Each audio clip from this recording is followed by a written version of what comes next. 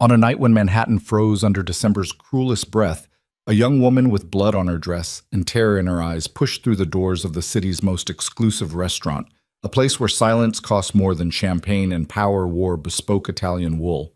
Her name, for now, was Elara Vance. She didn't walk. She stumbled. The marble floor rose to meet her like a final judgment, but before gravity could claim her broken body, she fell into the arms of Roman DeLuca, the man who made senators sweat and billionaires bow. The room emptied in heartbeats, and in the terrible quiet that followed, as he studied the bruises mapping her face like a history of violence, he leaned close and whispered 6 words that would rewrite her entire world. No one touches what's under my protection. If you want to see where this story takes you, hit that like button and drop a comment with your city so I can see how far Elara's journey has traveled. Stay until the end. You won't want to miss what happens next. The blood had dried on her left temple, dark and flaking, but the cut above her eyebrow was fresh enough to weep. Elara felt it track down her cheek as she pushed through the heavy glass door, her shoulder colliding with the frame because her depth perception had gone sideways about 3 blocks back. The cold bit through the torn fabric of her dress, black, expensive once, now ruined, and her bare feet left smudges of something she didn't want to identify on the pristine white marble of the entrance. The restaurant was called Silks. She'd read about it once in a magazine left behind in a coffee shop. Members only. No sign outside. If you had to ask where it was, you'd never get in. The kind of place where a single meal cost what most people earned in a month. Where deals worth billions were sealed over oysters and aged whiskey. Where the waitstaff moved like ghosts and knew better than to remember faces. She had no plan. No reason to be here except that the doors had been open and the warmth had pulled her inside like a siren song, and she'd been running for so long that her legs had simply given up on finding somewhere safe and settled for somewhere warm. The maitre d' appeared from nowhere, his face a mask of polite horror. "Miss, I'm afraid." She tried to speak, but her throat closed around the words. Her knees buckled. And then there were hands, strong, steady, catching her before the floor could. She looked up into a face carved from shadow and stone. Dark eyes that didn't blink, a jaw sharp enough to cut glass, hair black as spilled ink, slicked back from a face too severe to be called handsome but too magnetic to look away from. He wore a suit that probably cost more than a luxury car, charcoal gray with subtle pinstripes, tailored so precisely it might as well have been armor. Roman DeLuca didn't ask questions. He simply lifted her, effortlessly, as though she weighed nothing, and carried her past the maitre d' whose face had gone white, past the scattered tables where conversations died mid-sentence, past the bar where even the bartender froze with a bottle of Macallan halfway to a glass. The room emptied like someone had pulled a fire alarm. Chairs scraped, coats were grabbed. Within 30 seconds, the space that had been full of Manhattan's elite was empty, except for the 2 of them and the staff, who had retreated into the kitchen and closed the doors. "Breathe," Roman said. His voice was low, textured like expensive whiskey, with an edge that suggested he didn't repeat himself. Elara tried. Her chest hitched. Her vision swam. He set her down carefully on one of the plush chairs near the window, the kind that cost more than most people's rent, then crouched in front of her so they were eye level. Up close, she could see the scar that ran along his left cheekbone, thin and white, barely visible unless you were looking for it. Could smell his cologne, something dark and woody, with undertones of leather and smoke. Who did this? Not a question, a demand. She shook her head. Words were a foreign language suddenly. Roman's jaw tightened. He pulled a phone from his jacket pocket, pressed a button, and spoke without taking his eyes off her. "Victor, Silks. Now. Bring the doctor." He ended the call and pocketed the phone in one smooth motion. "You're safe now." The laugh that escaped her throat was broken glass. Safe. She didn't know what that word meant anymore. He studied her for a long moment, those dark eyes cataloging every bruise, every cut, every tremor running through her body. Then he stood, removed his jacket, and draped it over her shoulders.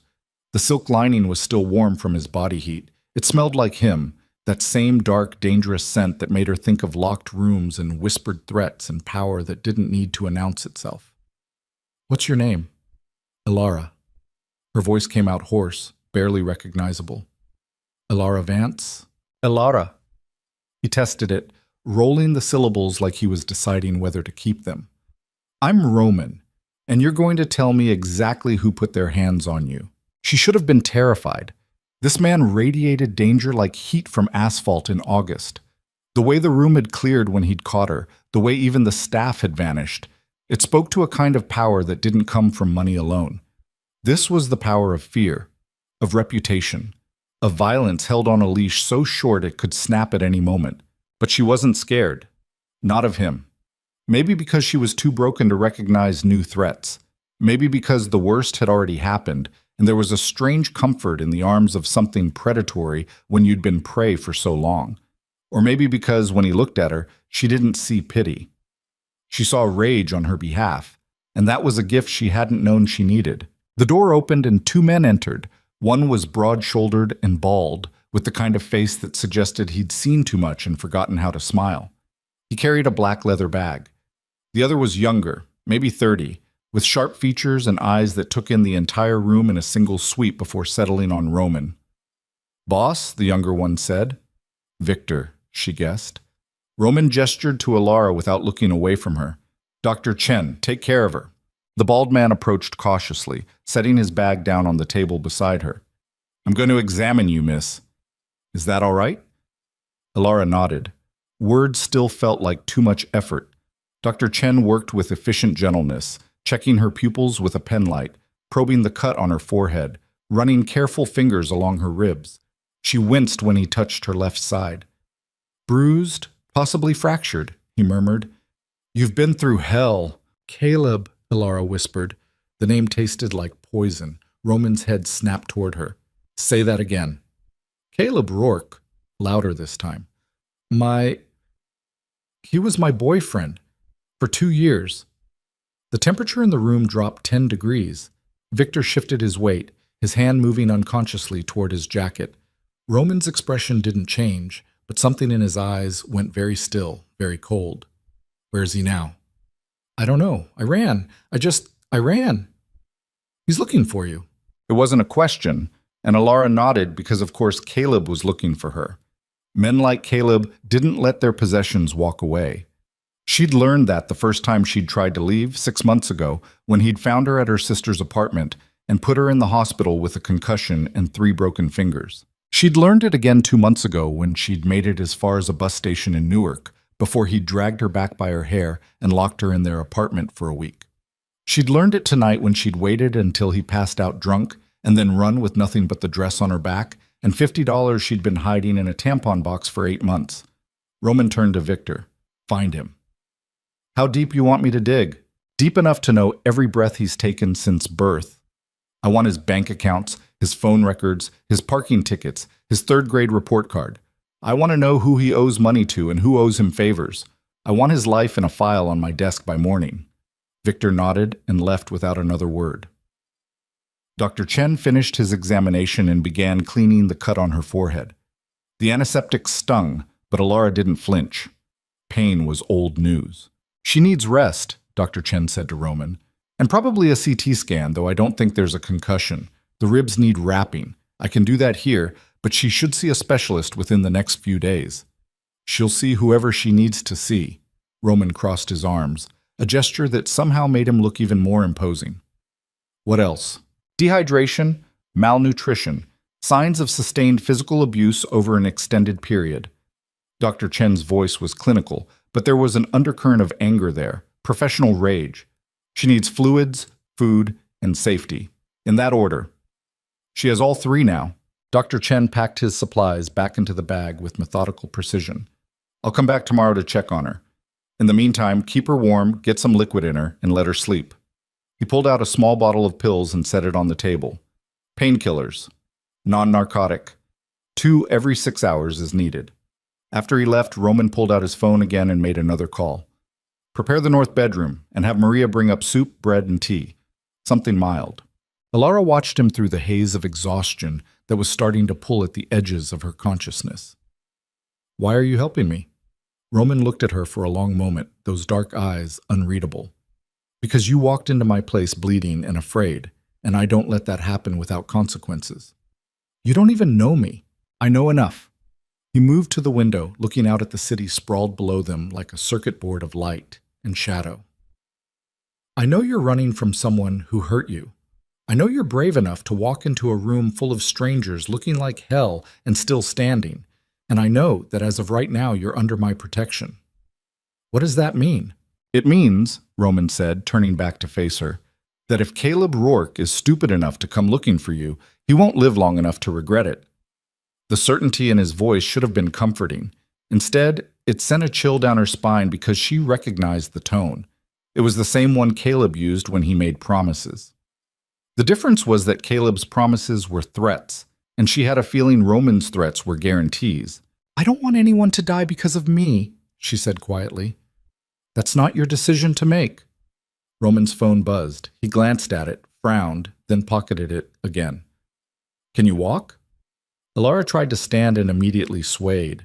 Roman was there in an instant, one arm around her waist, supporting her weight. We're going upstairs, he said. My penthouse. You'll stay there until this is resolved. I can't.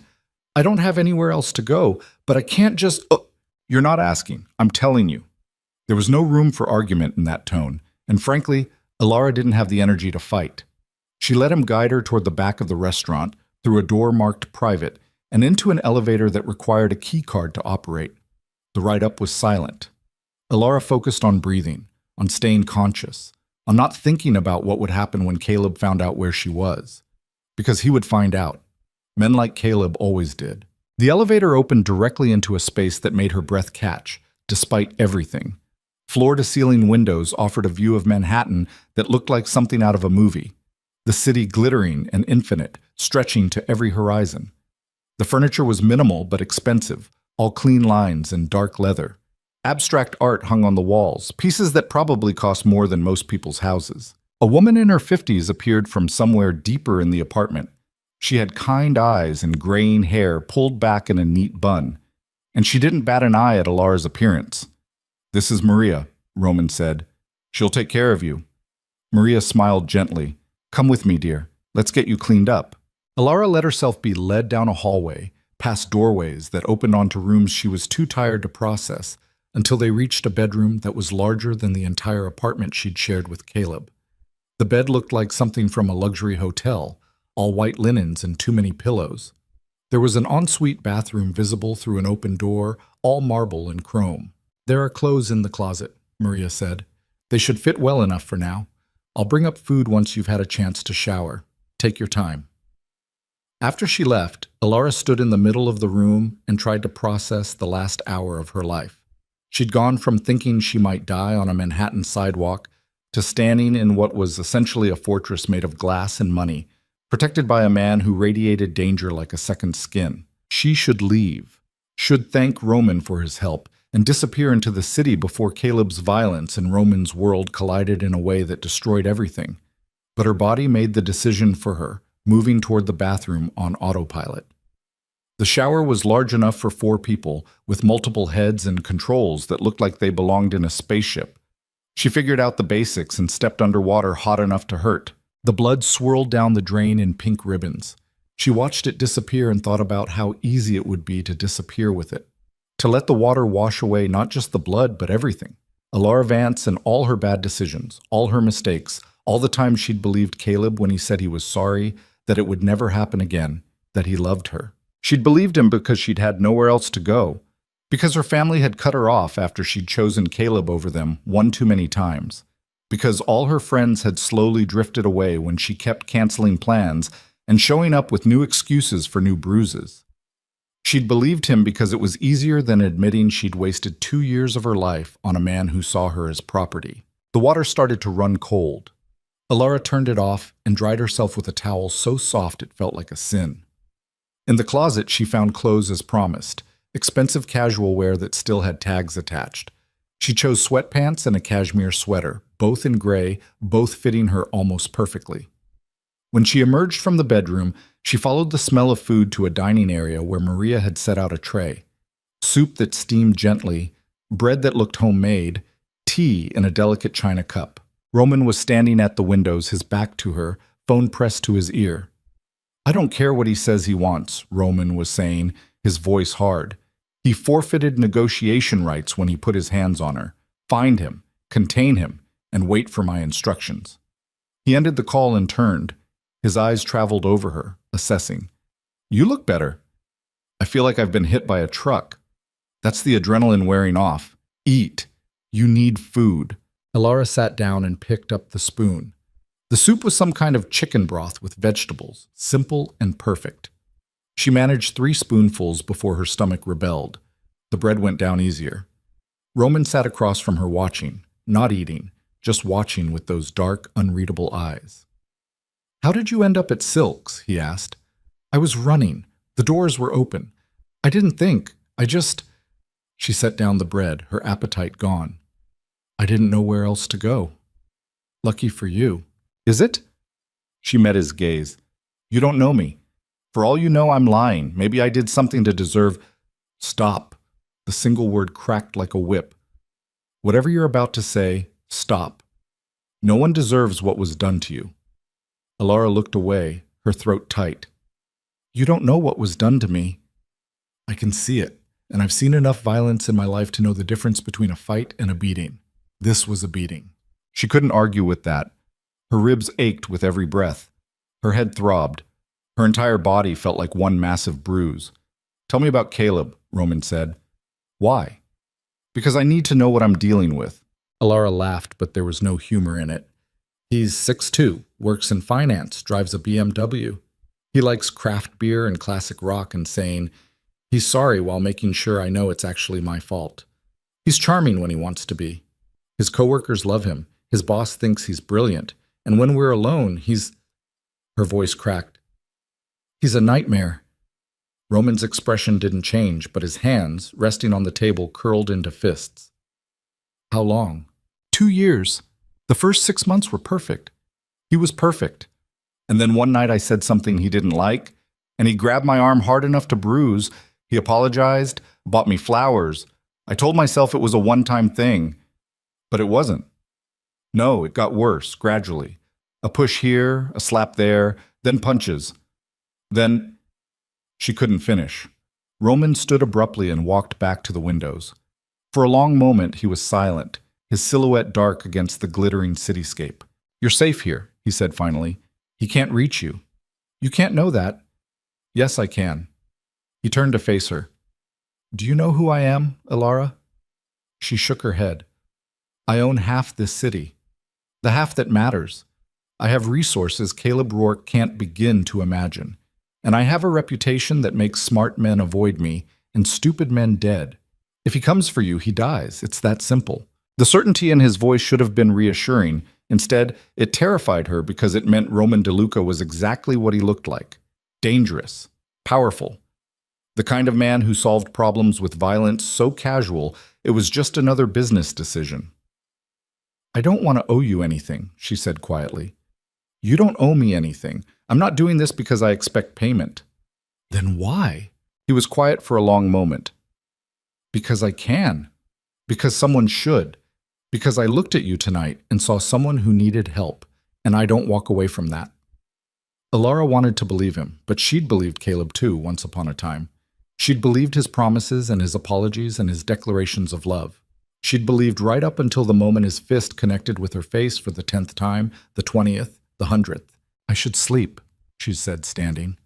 The room tilted slightly, and she gripped the edge of the table. Roman moved toward her, but stopped a few feet away, giving her space. The bedroom is yours for as long as you need it. If you need anything, anything at all, there's a phone on the nightstand. Press 1. It'll reach me. Elara nodded and made her way back down the hallway. The bed was exactly as soft as it looked, and the moment her head hit the pillow, exhaustion crashed over her like a wave. She woke sometime in the deepest part of night, her heart hammering, Caleb's voice echoing in her head. You think you can leave me? You think you can just walk away?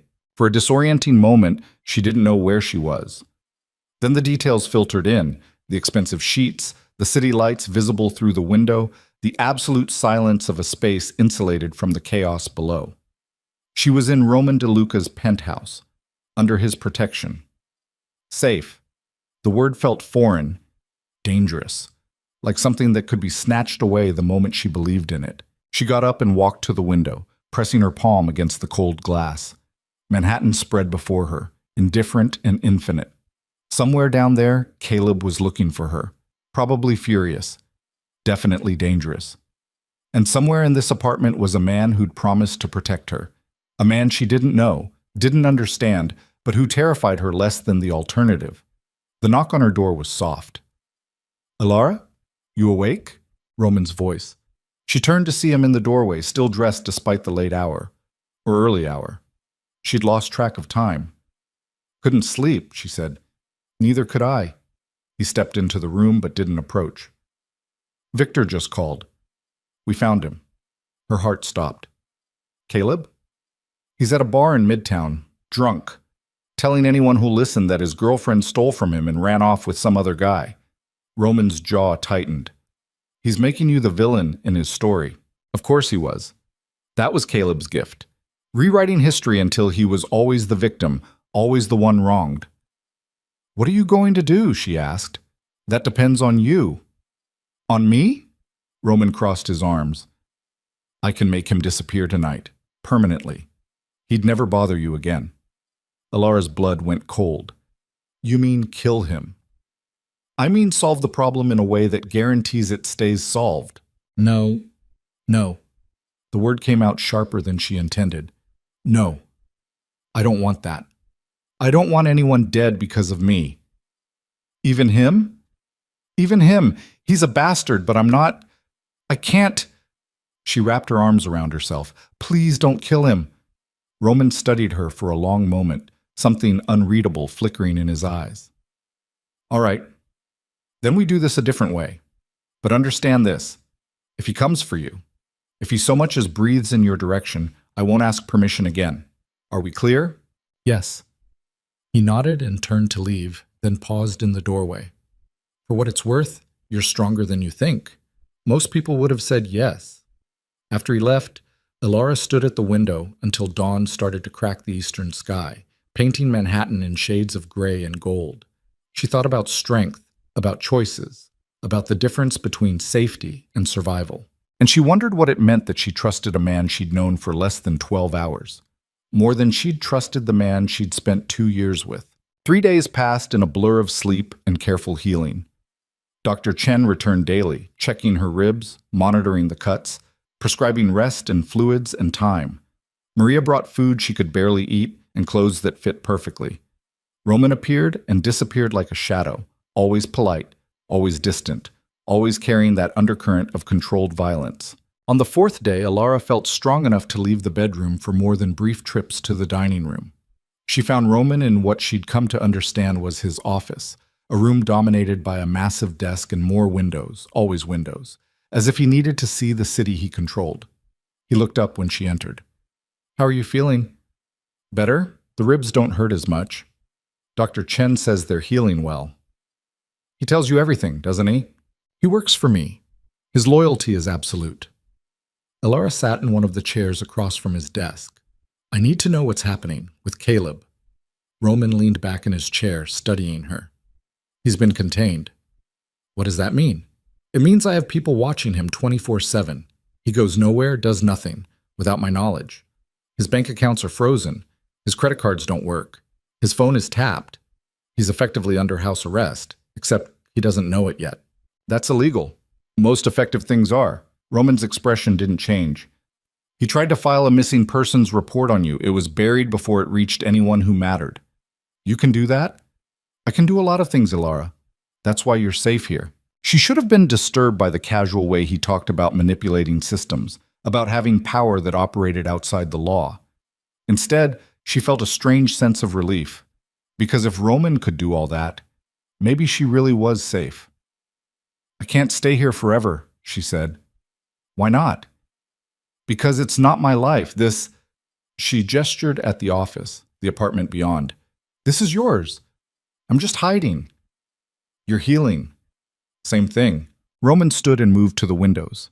He did that a lot, she'd noticed, as if the view helped him think. "What do you want, Alara?" "I don't understand the question. If you could have anything, if Caleb wasn't a factor, what would you want your life to look like?" No one had asked her that in 2 years. Caleb had decided what she wanted, what she needed, what she was allowed to have. Before that, she'd had vague dreams, college maybe, or a job that mattered, or travel, things that seemed impossibly distant now. I don't know, she admitted. Then figure it out. You have time. Do I? You said Caleb is contained, not gone. What happens when you get bored of babysitting me, when the novelty wears off? Roman turned from the window, and the look in his eyes pinned her to the chair. I don't get bored of things that matter. And for reasons I'm still working out myself, you matter. The words hung in the air between them, heavy with implications neither of them was ready to examine. Alara stood, suddenly needing distance. I need to. There's a library down the hall, Roman said. Books, comfortable chair, no one will bother you. She fled before he could say anything else, before the weight of his attention could crush what was left of her carefully maintained walls. The library was exactly as advertised. Walls of books, a leather chair by yet another window, silence that felt almost sacred. She grabbed a book at random and sank into the chair, but the words blurred on the page because all she could think about was the way Roman had looked at her. The way he'd said, you matter, like it was a fact and not a question. She'd forgotten what it felt like to matter to someone for reasons that didn't involve control or possession. Caleb had made her matter because she was his, because her existence reflected on him, because hurting her gave him a sense of power. Roman made her matter for reasons she didn't understand and wasn't sure she wanted to. Footsteps in the hallway made her tense, but it was just Maria with tea and cookies on a tray. Mr. DeLuca thought you might want something sweet, Maria said, setting the tray on the small table beside the chair. Thank you. Maria hesitated, then said gently, He's a good man, you know, under all that armor. I've worked for him for 8 years, and I've never seen him bring anyone here. You're the first. After Maria left, Alara sat with that information, turning it over like a puzzle piece that didn't quite fit. The first. In 8 years. What did that mean? She was still trying to work it out when Roman appeared in the doorway hours later, his tie loosened, his jacket gone. Victor found something, he said without preamble. Caleb's been messaging someone, a guy he knows from college, asking for favors. Alara's stomach dropped. What kind of favors? The kind that involve finding people who don't want to be found. Roman's expression was carved from ice. He's trying to hire someone to track you. Can he do that? Not successfully, but the fact that he's trying means he's not backing down. Roman moved into the room, and suddenly the library felt smaller. I need you to make a decision. What kind of decision? Either I end this now, permanently, or we wait and see how far he's willing to go. But understand that waiting puts you at risk. Alara stood, the book falling forgotten to the floor. I told you I don't want him dead. Then what do you want? Because sitting here hoping he'll give up isn't a strategy. It's denial. Don't talk to me about denial, she snapped. You have no idea what it's like to be so afraid of someone that you can't even... Her voice broke. I lived with him for 2 years. I know exactly what he's capable of. And I know that if you kill him, I'll never stop looking over my shoulder, wondering when his friends or his family or someone who loved him will come for revenge. That's what you're worried about? Revenge? Among other things, yes.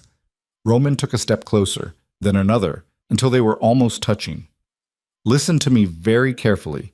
If I wanted Caleb Rourke dead, he'd already be gone. I'm asking you because I respect your choice, but don't mistake my restraint for weakness, and don't think for 1 second that anyone would dare come after what's mine. I'm not yours, Alara said, but the words came out softer than she intended. Aren't you? His voice was low, dangerous. You're in my home, under my protection, wearing clothes I bought for you. You matter to me, Alara, whether you want to admit it or not. She should have stepped back, should have put distance between them. Instead, she stood frozen as Roman reached out and touched her face, his fingers gentle on the bruise that was finally starting to fade. He did this, Roman said quietly, and a dozen other things I can see and probably 100 I can't. You tell me you don't want him dead, and I'll respect that, but don't ask me to pretend he doesn't deserve it. Alara closed her eyes, torn between the safety Roman offered and the fear that accepting it would mean trading one cage for another. When she opened them again, Roman had stepped back, his expression shuddered. Think about it, he said. But don't take too long. Men like Caleb don't stop. They escalate. He left her alone in the library with tea gone cold and cookies untouched and a choice she didn't know how to make. That night, Alara dreamed of blood on marble floors and hands that caught her before she fell, and when she woke gasping in the dark, she found Roman sitting in the chair by her window, silhouetted against the city lights. "I heard you scream," he said quietly. "I'm fine." "You're not, but you will be." And in that moment, with her heart still racing and sweat cooling on her skin, Alara realized something terrifying. She believed him. Morning came with pale winter light bleeding through the windows, and Alara woke to find Roman gone from the chair, a blanket draped over her that hadn't been there when she'd finally drifted back to sleep. She touched the soft cashmere and felt something twist in her chest. Gratitude mixed with unease, comfort tangled with fear of what it meant to accept kindness from a man like him. She found him in the kitchen, of all places, standing at the counter with a cup of coffee and the morning paper spread in front of him. He'd changed into dark jeans and a black sweater that made him look less like a crime lord and more like someone who could blend into a crowd, which somehow made him more dangerous. "You stayed all night," she said. Roman didn't look up from the paper. "You were having nightmares. I stayed until they stopped." "You didn't have to do that." "I know." He turned a page, still not meeting her eyes. Maria left breakfast in the warmer. "Eat something." Alara moved to the counter and found scrambled eggs, toast, and fruit arranged on a plate covered with foil. Her stomach growled despite her anxiety. She ate standing up, aware of Roman's presence like a magnetic field she couldn't escape. "Victor's coming by in an hour," Roman said, finally looking at her. "He has information about Caleb's associates, the man he's been messaging." "Do I need to be there?" "Only if you want to be." Alara set down her fork, appetite gone. "I don't know what I want anymore." "That's the trauma talking. Give it time." "How much time? A week? A month? How long am I supposed to hide here while you—" She stopped, not sure how to finish that sentence. "While I what? Protect you? Keep you safe? Those aren't temporary conditions, Alara. They're not things with expiration dates." "Everything has an expiration date," she said quietly. "Especially things that seem too good to be true." Roman's jaw tightened. He set down his coffee cup with deliberate care. "You think this is too good to be true? You think waking up screaming in the middle of the night is good? Having to look over your shoulder every time you leave this apartment is true? I'm not offering you paradise. I'm offering you a chance to rebuild without someone's fist in your face. And what do you get out of it?" The question hung between them like a challenge. Roman's eyes went dark, unreadable. "I don't know yet," he admitted, "but I'm not asking you to figure it out right now. I'm asking you to trust me long enough to let me handle Caleb." "Trust?" Alara laughed, but it came out broken. "I trusted him too. Look how that turned out. I'm not him." "How do I know that? How do I know you won't—" She couldn't finish, couldn't voice the fear that lived in her bones now, the certainty that anyone who got close enough would eventually hurt her. Roman moved around the counter in 3 long strides and caught her face in his hands, gentle despite the intensity in his eyes. "Look at me. Really, look at me."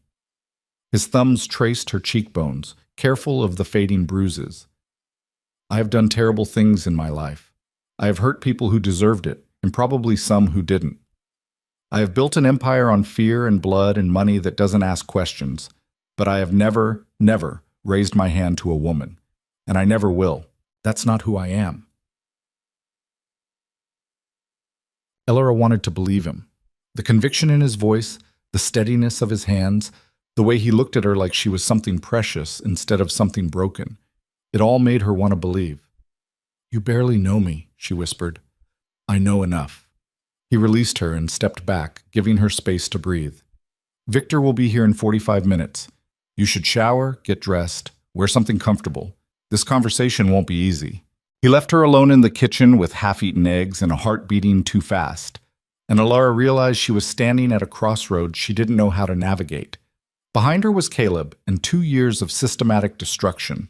Ahead was Roman and everything he represented: power, danger, protection bought with violence she couldn't see but knew was there. She chose ahead because going back wasn't an option anymore. Victor arrived exactly on time, which seemed to be a theme with Roman's people. He carried a tablet and a folder thick with papers, and his expression was all business as he shook Alara's hand. Miss Vance, good to see you looking better. Thank you. She sat on the couch, Roman beside her, but maintaining distance. Professional. Like they were colleagues instead of whatever they actually were. Victor opened the folder and pulled out several photographs. The man Caleb has been messaging is named Derek Lim. They went to college together, NYU, class of 2019. Lim works as a private investigator now, mostly insurance fraud and cheating spouses. Not exactly top tier, but competent enough. He slid one of the photos across the coffee table. Alara recognized Derek vaguely. She'd met him once at a party Caleb had dragged her to, back when she'd still been allowed to have a social life. Tall, Asian, with the kind of smile that never reached his eyes. Caleb offered him $5,000 to find you, Victor continued. Lim accepted yesterday. He's already started making inquiries. Alara's blood went cold. What kind of inquiries? He reached out to your former employer, your landlord from before you moved in with Caleb, a few people from your college alumni network, standard skip tracing procedure. He hasn't connected any dots yet, but he will eventually. How do you know all this? Alara asked. Because I'm better at my job than he is at his, Victor said simply. We've been monitoring his communications since Roman gave the order. Every phone call, every email, every text message. He doesn't know we're watching. Roman leaned forward, elbows on his knees. What's his timeline? He told Caleb he'd have a location within 2 weeks. That was 3 days ago. So we have 11 days. Give or take. Alara felt the walls closing in. 11 days until what? Until he finds me. He won't find you, Roman said flatly. But we need to decide how to handle this before he gets close enough to become a real problem. Handle it how? Victor and Roman exchanged a look that made Alara's stomach clench. We could pay him off, Victor suggested. Double what Caleb's offering. Tell him to drop the case. Men like Lim don't take payoffs, Roman said. They take them and keep looking anyway, then sell the information to whoever pays more. It's not a solution, it's a delay. Then we discredit him, plant evidence of misconduct, get his license pulled. Too slow. And it doesn't stop Caleb from finding someone else. Alara listened to them discuss her life like it was a tactical problem to be solved, and something inside her snapped. Stop. Both of you. Just stop. They turned to look at her.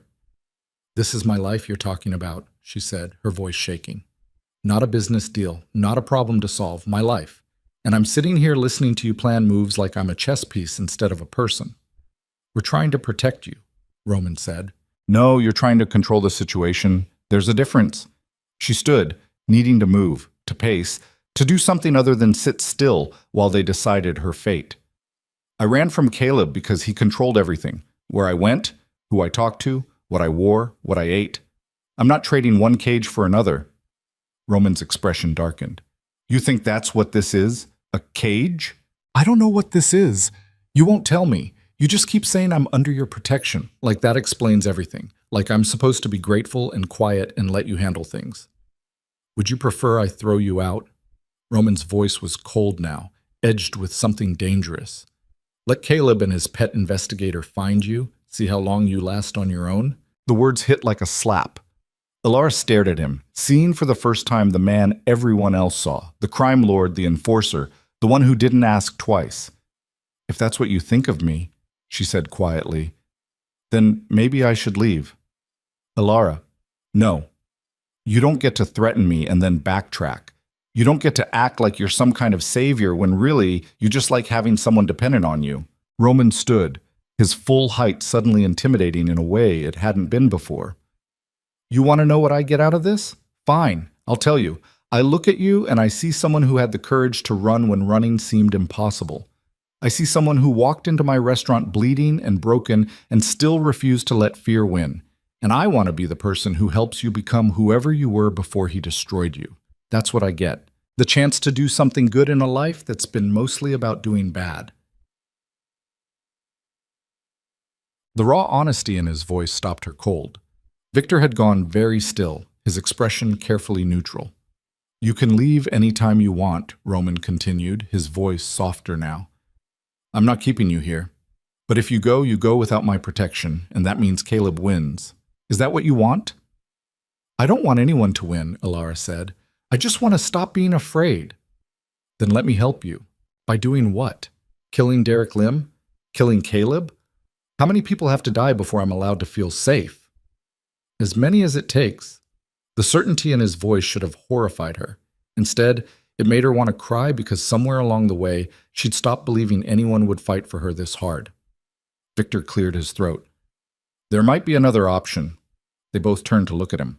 We could draw Caleb out, Victor said slowly, like he was working through the idea as he spoke. Set up a meeting on our terms, in a place we control. Let him think he's found her. Absolutely not, Roman said immediately. Hear me out. If we bring him into our territory, we control every variable. He can't hurt her, and we can deliver a message that makes him back off permanently. What kind of message? Elara asked. Victor's smile was thin and sharp. The kind that doesn't require words. Roman shook his head. Too risky. He could bring backup. He could go to the police. He won't, Elara interrupted. Both men looked at her. Caleb doesn't involve outsiders. His ego won't let him. If he thinks he's found me, he'll come alone because he'll want to be the hero in his own story. The one who rescued his girlfriend from whatever villain he's convinced himself I ran away with. You don't know that, Roman said. I lived with him for 2 years. I know exactly how he thinks. She turned to Victor. If we do this, can you guarantee he won't touch me? I can guarantee he won't leave the room alive if he tries. Roman's hands curled into fists. No, we're not using you as bait. It's not your decision, Elara said, and watched his eyes flash with something between anger and fear. This is my life, my choice, and I'm choosing to stop running. By walking into a trap? By taking control of the situation instead of waiting for it to control me. She looked at Victor. How would it work?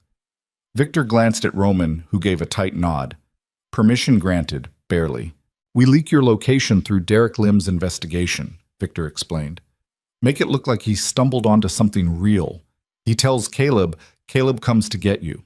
We set the meeting in one of our properties, somewhere defensible, somewhere we can control access and exits. You're never in actual danger because we'll have a dozen men on site, all armed, all loyal. And then what? Elara asked. Then Roman delivers a message that makes Caleb understand the cost of continuing this pursuit. You mean you'll hurt him? Victor's expression didn't change. I mean, we'll make sure he understands that touching you again, even thinking about touching you, will be the last mistake he ever makes. Elara looked at Roman, who was staring at the floor, his jaw clenched so tight she could see the muscle jumping beneath his skin. Say something, she said. I think it's a terrible idea. He finally met her eyes. I think it puts you in danger unnecessarily. I think there are 100 ways it could go wrong, and I think if something happens to you, I'll never forgive myself. But you'll do it. If that's what you want, yes. But you need to understand what you're asking. Once we start this, there's no going back. Caleb will know where you are, who you're with, and that will make you a target for anyone who wants to get to me. I'm already a target, Elara said. At least this way, I'm a target who's fighting back. Roman studied her for a long moment, and she saw the exact second he made his decision. His shoulders relaxed fractionally, and when he spoke, his voice carried the weight of absolute commitment. All right, we do this your way, but we do it on my terms. Victor, set it up for 72 hours from now. I want every angle covered, every contingency planned. Elara doesn't step into that room until I'm satisfied we can pull her out safely if things go sideways. Understood. Victor left with his folder and his tablet, and Elara was alone with Roman in a silence that felt heavy with things neither of them knew how to say. You're angry, she said finally. I'm terrified. Roman moved to the windows, his usual refuge. I've orchestrated hostile takeovers, survived 3 attempts on my life, and negotiated peace between families that have been at war for generations. But the thought of you in the same room as that man makes my blood run cold. Why? She moved to stand beside him, close enough to feel his warmth. Why do you care so much? Because you matter to me. He turned to face her, and the vulnerability in his eyes stole her breath. I can't explain it. I don't understand it. But from the moment I caught you in that restaurant, something shifted. And now the idea of losing you, of anything happening to you, is worse than anything I've faced in this life. Elara reached out and touched his face, her fingers tracing the scar on his cheekbone. How did you get this? A knife fight when I was 17. The other guy didn't walk away. Were you scared? Terrified. But I learned that fear doesn't mean you stop fighting. It means you fight smarter. Then trust me to fight smart now. She let her hand fall. I need to do this, Roman. I need to face him. Not because I'm brave, but because I'm tired of being broken. He caught her hand and pressed it to his chest, over his heart. You're not broken. You're healing. There's a difference. The next 72 hours passed in a blur of preparation. Victor came and went with updates. Derek Lim had been fed carefully curated information that would lead him to a warehouse in Red Hook, one of Roman's legitimate holdings that happened to be empty for renovations. Caleb had taken the bait exactly as predicted, responding to Derek's message within an hour. The meeting was set for Friday at midnight, chosen because Caleb had demanded it be late enough that no one would see him rescuing Elara. Dr. Chen returned to check her ribs and declared them healing well enough for normal activity, though he advised against anything strenuous. He didn't ask what she was planning, but the look he gave Roman suggested he knew and disapproved. Maria fussed over her like a mother hen, making sure she ate 3 meals a day, insisting she rest, quietly leaving books and magazines in the library, like she understood Elara needed distraction from her own thoughts. And Roman? Roman was everywhere and nowhere. He'd disappear for hours, then return and station himself in whatever room she occupied, working on his laptop or making phone calls in that low, dangerous voice that made men on the other end scramble to obey. He didn't touch her again after that moment in the living room, but his presence was a constant pressure, a reminder that she wasn't alone even when she wanted to be. On Thursday night, with less than 24 hours until the meeting, Elara found herself unable to sleep. She wandered through the penthouse in bare feet and borrowed pajamas, ending up in the library where Roman sat in the leather chair with a glass of whiskey and a book he wasn't reading. "Can't sleep?" he asked without looking up. "Can you?" "Haven't tried yet." He set down the book and gestured to the second chair. "Sit. Talk to me." Elara sat, curling her legs under her. "What if I freeze? What if I see him and just shut down?" "Then I step in and handle it." "That defeats the whole purpose." "The purpose is to end this.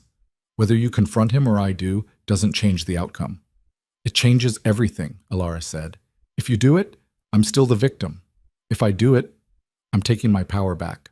Roman finally looked at her, and the intensity in his eyes made her breath catch. "You want to know what I see when I look at you? I see someone who survived 2 years of hell and came out the other side still capable of compassion. You told me not to kill him, Elara. After everything he did to you, you still chose mercy. That's not weakness. That's strength most people don't have. It doesn't feel like strength. It never does. Strength feels like fear you push through anyway." She let that settle, turning it over in her mind. What happens after tomorrow? After we've sent our message and Caleb backs off? Assuming he backs off. What happens to this? She gestured between them. What do you want to happen? I don't know. I don't even know what this is. Roman set down his whiskey and leaned forward, elbows on his knees. I'll tell you what it's not. It's not me trying to own you. It's not me expecting something in return for protection.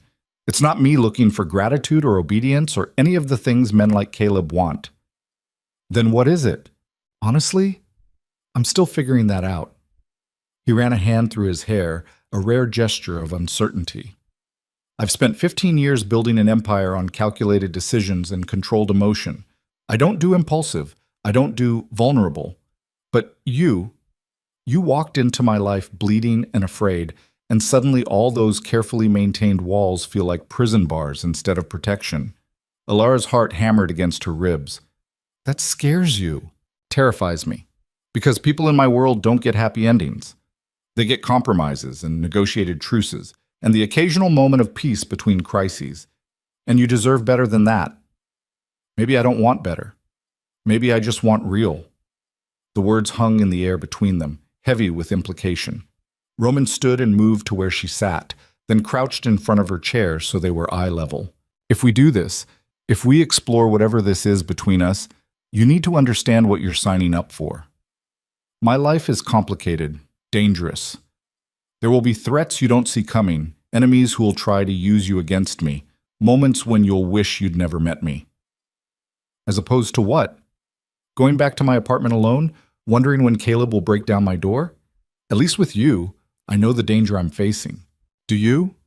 Roman's hand came up to cup her face, his thumb tracing her lower lip. Because I'm not sure I do. The kiss happened before either of them decided it should. One moment they were staring at each other, the next his mouth was on hers. Not gentle, not careful, but consuming. Alara gasped, and he deepened the kiss, his hand sliding into her hair, pulling her closer. She tasted whiskey and want and something darker, something that made her think of midnight promises and beautiful disasters. When they finally broke apart, both breathing hard, Roman pressed his forehead to hers. "This is a terrible idea," he murmured. "I know. You should run, far and fast." "I'm done running." He kissed her again, softer this time, like he was memorizing the shape of her mouth. Then he pulled back and stood, putting distance between them with visible effort. "Tomorrow," he said, his voice rough. "We deal with Caleb tomorrow, and then we figure out the rest. If that's what you want." "It is." Roman nodded and left the library without another word, and Alara sat in the chair with her heart racing and her lips still tingling, wondering if she'd just made the best or worst decision of her life. Friday arrived with gray skies and the kind of cold that seeped into bones. Alara spent the morning trying not to think about the evening, but her mind kept circling back to it like a tongue to a sore tooth. Victor arrived at noon with final logistics. The warehouse was ready, the team was in place, every possible variable had been accounted for.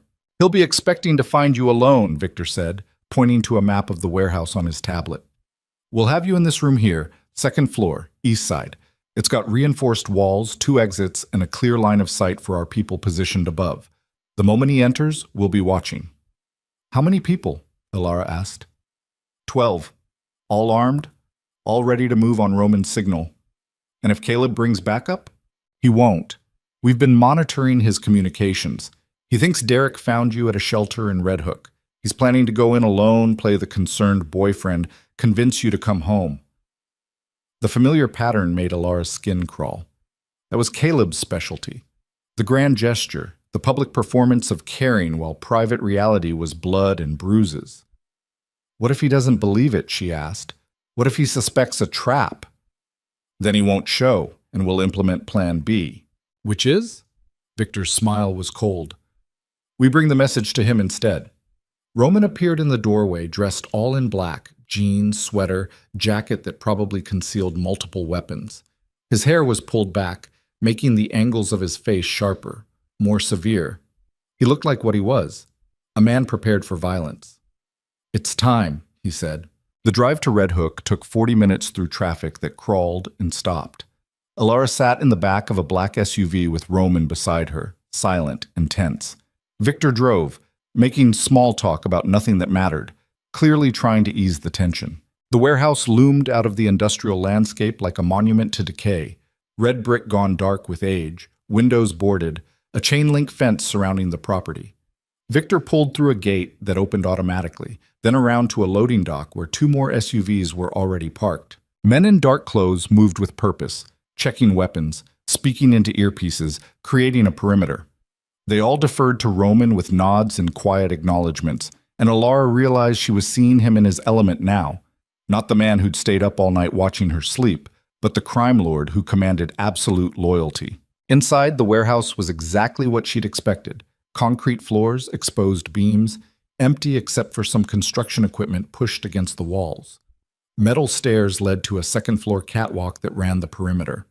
Victor led them up to a room that had probably been an office once, now stripped bare except for a single chair positioned in the center. "This is where you'll wait," Victor said. "He'll come up those stairs, see you through the doorway. Our people will be here, here, and here." He pointed to positions on the catwalk. "You'll never be alone with him. If he makes a move, we respond." "And if I want to talk to him, actually talk?" Roman, who'd been silent since they arrived, finally spoke. "Then you talk. But the moment he threatens you, the moment he tries to touch you, this conversation ends. Non-negotiable." Alara nodded and moved to the chair. It was cold steel, uncomfortable, perfect for what was coming. She sat and folded her hands in her lap, trying to channel calm she didn't feel. Roman crouched in front of her, his hands covering hers. "You don't have to do this." We can still walk away, handle it differently. I'm not walking away. Then know that I'm right there. He nodded toward a doorway behind her, 10 feet away. If you need me, I know. He stood and pressed a kiss to the top of her head, then disappeared into the shadows. Victor followed, and suddenly Alara was alone in a room that smelled like concrete dust and abandonment, waiting for the man who'd tried to destroy her to walk through the door. Time moved strangely. She heard footsteps on the stairs, heavy, confident, exactly like Caleb's. Heard the creak of the catwalk metal, saw his shadow fall across the doorway before she saw him. And then there he was. Caleb Rourke looked exactly the same, 6'2", broad-shouldered, with sandy hair styled carefully and blue eyes that could shift from charming to cold in a heartbeat. He wore khakis and a button-down under a wool coat, looking like someone who'd just left the office. Looking normal, safe, the kind of man mothers trusted and strangers smiled at. Looking nothing like the monster who'd put her in the hospital twice. He stopped in the doorway, his face cycling through surprise, relief, and something that might have been love if you didn't know better. Alara. Her name in his mouth made her skin crawl. Thank God. I've been so worried. She said nothing, just looked at him. Are you okay? He took a step into the room. When you disappeared, I thought, I didn't know what to think. I've been going crazy trying to find you. Stop. The single word froze him mid-step. Just stop, Caleb. Stop pretending this is a rescue. Stop pretending you were worried about anything except losing control of me. His expression shifted, the mask cracking. That's not fair. You know I love you. You don't love me. You've never loved me. You owned me. There's a difference. Baby, listen. Don't call me that. Alara stood, her hand shaking but her voice steady. Don't call me baby or honey or any of those things you used to say right before you hit me. Caleb's face flushed. I never... You're exaggerating. I got angry sometimes, sure, but I never... You put me in the hospital, twice. The first time you told the doctor I fell downstairs. The second time you said I got mugged. Do you even remember what you actually did? Or have you rewritten history so many times you believe your own lies? You're confused. This place, whoever brought you here, they're messing with your head. Come home. We'll talk about this properly. I'm not going anywhere with you. Caleb's jaw tightened, and there it was, the flash of rage she knew too well. You don't get to make that decision. You're my girlfriend. We live together. You don't just walk out in the middle of the night. You mean I don't get to escape after you beat me unconscious? After I woke up bleeding and knew the next time might be the time you killed me? I would never kill you. The shout echoed through the warehouse. I would never... You're being dramatic. You always do this, blow things out of proportion. Show me your hand, Caleb. He blinked. What? Your right hand. Show it to me. Slowly, confused, he held up his hand. The knuckles were bruised, scraped, recent. You did that hitting me 5 days ago, Alara said quietly. But you don't even remember, do you? It was just another Tuesday night to you. Caleb lowered his hand, his expression darkening. You're trying to make me the villain. I'm not the villain here. I'm the one who took care of you, who paid for everything, who used money as a cage and care as control. Alara took a breath. I'm done, Caleb. Us, it's over. And if you come looking for me again, if you try to contact me, if you so much as think about finding me, you will regret it. He laughed, and the sound was ugly. Is that a threat? Did whoever's holding you here teach you to make threats? Because, sweetheart, you don't have the spine for it. She doesn't have to. Roman stepped out of the shadows, and the transformation on Caleb's face would have been funny if it weren't so terrifying. Confusion morphing into recognition, morphing into fear. You, Caleb breathed. You're Roman DeLuca, and you're the man who put his hands on what's mine. Roman's voice was soft, lethal. Did you really think you could walk into my city, hurt someone under my protection, and face no consequences? Caleb's eyes darted between Roman and Alara. Your protection? She's my girlfriend.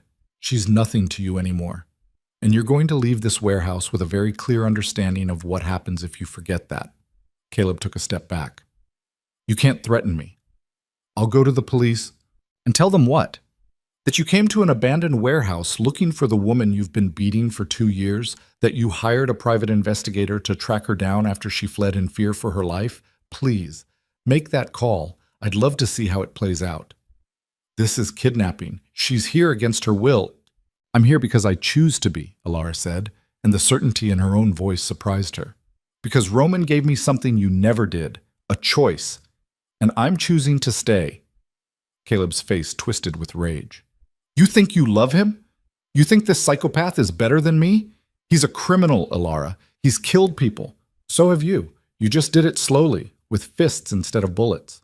The words hung in the air like a verdict, and Alara watched something break in Caleb's expression, the last pretense of concern, the final threat of the performance. Fine, he spat. You want to be with him? You deserve each other. Enjoy your life with a monster. He turned to leave, and Roman's hand shot out, gripping Caleb's shoulder hard enough to make him gasp. Not yet. We're not done. And in that moment, with Roman's eyes gone cold and Caleb's breath coming fast and terrified, Alara realized they'd crossed a line. There was no going back from this, no pretending they could resolve this peacefully. No. Roman's grip on Caleb's shoulder tightened until the bones ground together audibly, and Caleb's face went white with pain. Victor emerged from the opposite shadow, flanked by two men Alara hadn't seen before, both armed, both wearing expressions that suggested violence was more routine than breathing. Here's what's going to happen, Roman said, his voice so calm it was terrifying. You're going to listen very carefully to what I tell you, and then you're going to walk out of here and disappear from Alara's life completely, permanently. Do you understand? Caleb tried to pull away, but Roman's grip was iron. You're insane. Do you understand? Roman's voice dropped even lower, and something in the tone made every man in the room straighten involuntarily. Yes, Caleb gasped. Yes, I understand. Good. Roman released him with enough force that Caleb stumbled. You're going to delete her number, forget her address, forget her name. If you see her on the street, you're going to cross to the other side and keep walking. If someone mentions her in conversation, you're going to pretend you've never heard of her. She no longer exists in your world. Fine, whatever. I don't want anything to do with her anyway. I'm not finished. Roman took a step forward and Caleb instinctively backed up until he hit the wall. If you violate this agreement, if I hear you've so much as breathed her name, you won't get a warning. You won't get a second chance. You'll simply cease to exist. And before you think about going to the police or the media or anyone else with some story about intimidation, remember that I have 2 years of medical records documenting what you did to her. Emergency room visits. Police reports that were filed and mysteriously disappeared. Photographs taken by doctors who were concerned enough to create evidence even when she wouldn't press charges. Caleb's face had gone from white to gray. That's impossible. Those records are sealed. Nothing is sealed from me. Roman's smile was sharp enough to draw blood. I own this city in ways you can't begin to comprehend. Judges, prosecutors, police captains, they all owe me favors. And if you become a problem, I will call in every single one of those favors to bury you so deep that no one will remember you existed. This is illegal. So is putting your hands on her. Roman gestured to Victor, who produced a folder and handed it to Caleb. That's a copy of everything we have. Read it. Understand what we can do to you with a single phone call.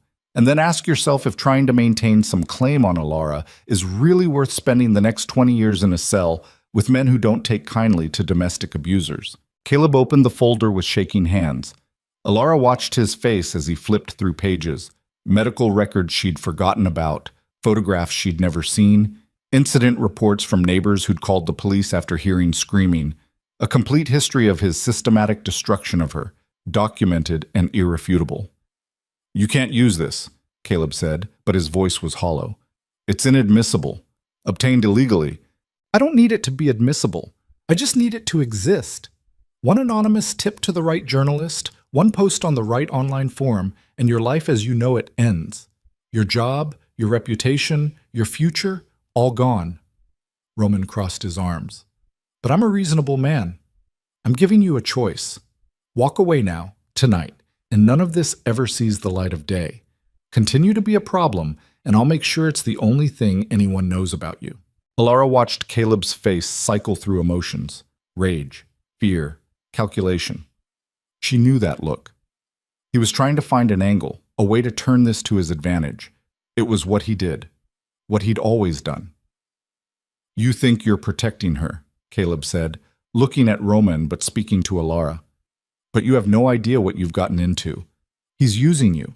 Men like him don't protect anyone. They collect assets, and when you're no longer useful, Whoopa. Enough! Alara's voice cut through the warehouse like a blade. She moved to stand beside Roman, close enough that their shoulders touched. I spent 2 years listening to you tell me who I was, what I wanted, how I should feel. I'm done. Whatever Roman is or isn't, he's given me something you never could, the choice to be here or not. Some choice, Caleb sneered. You're terrified of me, so you run to someone worse. That's not freedom, Alara. That's just a prettier cage. Maybe, but at least this cage doesn't come with bruises. The words landed like a slap. Caleb's jaw tightened, his hands curling into fists, and there it was, the violence he couldn't quite contain even when surrounded by armed men. Victor moved slightly, his hand drifting toward his jacket, and Caleb seemed to remember where he was. Fine, he said, throwing the folder onto the ground. Papers scattered across the concrete. Keep her. She was never worth the trouble anyway. He turned and walked toward the stairs, his footsteps echoing in the cavernous space. Alara felt something in her chest unclench slightly, a knot of tension she'd been carrying for so long she'd forgotten it was there. But then Caleb stopped at the top of the stairs and turned back, and the expression on his face made her blood freeze. You should ask him, Caleb said, looking directly at Alara. Ask Roman why he was really at that restaurant the night you showed up. Roman went very still beside her. What are you talking about? Alara asked. Caleb's smile was ugly, triumphant. You think it was coincidence? You think you just happened to stumble into the one place in Manhattan where the most powerful crime lord in the city was having dinner? Ask him. Ask him about the photographs. Get out, Roman said, his voice deadly quiet. Ask him about the surveillance, about how he's known who you were for weeks before you ever walked through those doors. I said get out. But Alara was already turning to Roman, her heart hammering. What is he talking about? Roman's expression was carved from stone. He's lying, trying to drive a wedge between us before he leaves. Then it should be easy to deny. Caleb's voice was light, almost cheerful. Tell her you didn't have her followed. Tell her you didn't know exactly who she was and who she was running from before you ever caught her. Tell her it was all just a beautiful coincidence. Alara looked at Roman, searching his face for the denial that didn't come. Roman? Not here, Roman said tightly. Not like this. So it's true. The words came out flat, dead. You knew. It's more complicated than that. Did you know who I was before I walked into that restaurant? The pause was half a second too long. Yes. The warehouse spun. Alara grabbed the wall for support, her breath coming in short gasps. How long? Alara, how long have you been watching me? Roman's jaw worked. 3 weeks. 3 weeks. While she'd been trying to save money, planning her escape, living in constant terror, he'd known. He'd been watching. Why? Her voice cracked. Why would you? Because I needed to know what I was dealing with before I got involved. Roman took a step toward her, and she flinched back. His face spasmed with something that might have been pain. I had reports of a woman being abused in my territory. My territory, Alara. That makes it my responsibility. So I had her watched, had her situation assessed. And when I saw what was happening, what he was doing to you, I waited for an opportunity to help. You waited. The laugh that escaped her was broken glass. You watched him beat me and you waited for the right opportunity? I couldn't just break down your door and drag you out. You would have run, or worse, you would have defended him, gone back to him. I've seen it 100 times, so I waited until you made the choice to leave on your own. Except it wasn't my choice, was it? You engineered it? The restaurant being open late, the doors unlocked. The doors are always unlocked. I own the place. And yes, I made sure my people knew to let you in if you showed up. But I didn't make you run, Alara. I didn't put that dress on you or those bruises on your face. I just made sure that when you finally found the courage to leave, you'd have somewhere safe to go. Caleb was laughing now, a sound like breaking bottles. Oh, this is beautiful. This is perfect. You thought he was your savior, didn't you? Your knight in shining armor. But he's just another man trying to control you. At least I was honest about it. Shut your mouth, Victor said, moving toward Caleb with purpose. But Caleb was already backing down the stairs, his hands raised in mock surrender. I'm leaving. I'm gone. But Alara, sweetheart, when you figure out that you've just traded one monster for another, don't come crying to me. His footsteps echoed down the stairs, across the warehouse floor, and then silence crashed down like a physical weight. Alara couldn't look at Roman, couldn't bear to see whatever expression was on his face. She stared at the scattered papers on the floor, her medical history, her trauma, her suffering, all documented and filed and used as leverage in someone else's game. I need to leave, she said quietly. Alara, let me explain. There's nothing to explain. You lied to me. You let me think. Her voice broke. You let me think it was chance, that you saw me and just decided to help because you're some kind of good person underneath all the violence. But it was calculated. It was a strategy. It was both. Roman's voice was raw in a way she'd never heard before. Yes, I knew who you were. Yes, I had you watched. But the moment I caught you, the moment I looked into your eyes and saw all that fear and courage mixed together, it stopped being strategy. It became personal. How convenient that you can't prove that. How do you want me to prove it? What can I possibly say that will make you believe me? Nothing. Alara finally looked at him, and the devastation in his eyes almost broke her resolve. Almost. You should have told me. The first night, the second, any time in the last week, you should have told me the truth. And if I'd said, by the way, I've had people following you for 3 weeks, documenting your abuse, waiting for you to run, would you have stayed? No. Exactly. So I made a choice. I chose to let you heal, let you feel safe, before burdening you with information that would make you question everything. That wasn't your choice to make, the shout echoed through the warehouse. I've had enough of men making choices for me because they think they know better. You're no different than Caleb. You just have better PR. The comparison landed like a physical blow. Roman actually staggered back a step, his face going white. Don't, he said hoarsely. Don't compare me to him. I would never. Hurt me? You're hurting me right now. You're hurting me by taking away my agency, by making me doubt every moment of the last week. Was any of it real, Roman? The conversations, the protection, She couldn't finish. Couldn't say the word kiss when her entire world was crumbling. All of it was real. Roman moved toward her, his hands out like he was approaching a wounded animal. Every word, every moment. The surveillance was reconnaissance. What happened after you arrived? What's happening between us? That's real. I don't believe you. The words hung in the air like a sentence, and Alara watched Roman's face close off, all the vulnerability bleeding away until he was the crime lord again, cold, controlled, untouchable. Then there's nothing more to say. His voice was flat. Victor will take you anywhere you want to go. You have money. I've set up an account in your name, enough to start over wherever you choose. You're not obligated to stay. Just like that?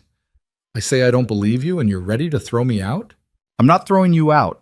I'm giving you the choice I should have given you from the beginning. Stay or go. Believe me or don't.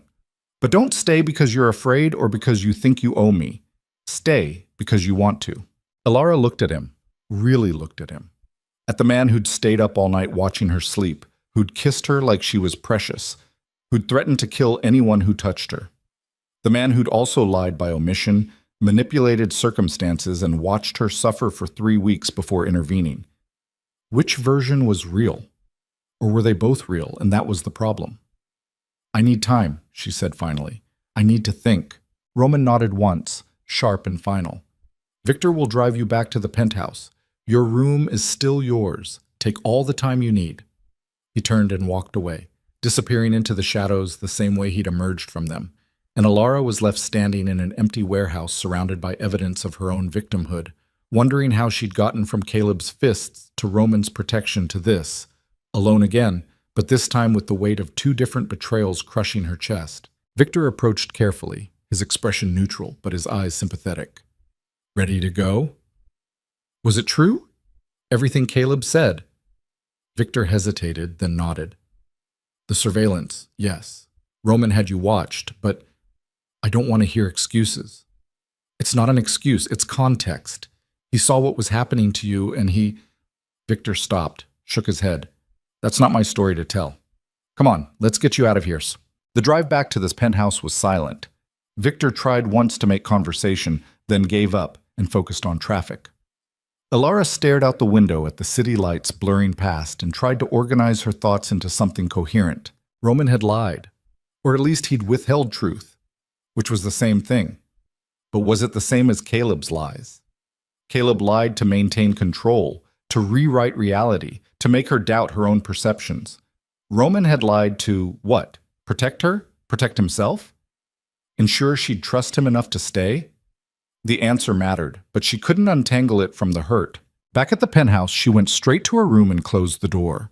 Maria appeared 20 minutes later with tea and sandwiches, both of which went untouched. The sky darkened outside her window, and Alara lay on the bed staring at the ceiling, trying to decide what she felt. Betrayed, definitely. Angry, absolutely. But underneath that was something else. A bone-deep weariness with being someone's project. Caleb's project to control, Roman's project to save. When did she get to just be a person instead of a problem to solve? Somewhere around midnight, her phone buzzed. She'd forgotten she even had one. Roman had given it to her days ago, a sleek device with only a few numbers programmed in. His was at the top of the list. The text was short. "I'm sorry." She stared at the words until they blurred. Sorry for lying? Sorry for watching her? Sorry for catching her that night in the restaurant, setting all of this in motion? Her fingers hovered over the keyboard. She typed and deleted half a dozen responses before settling on. For which part? The reply came immediately. All of it? None of it. I don't know anymore. That's not good enough. I know. She waited for more, but nothing came.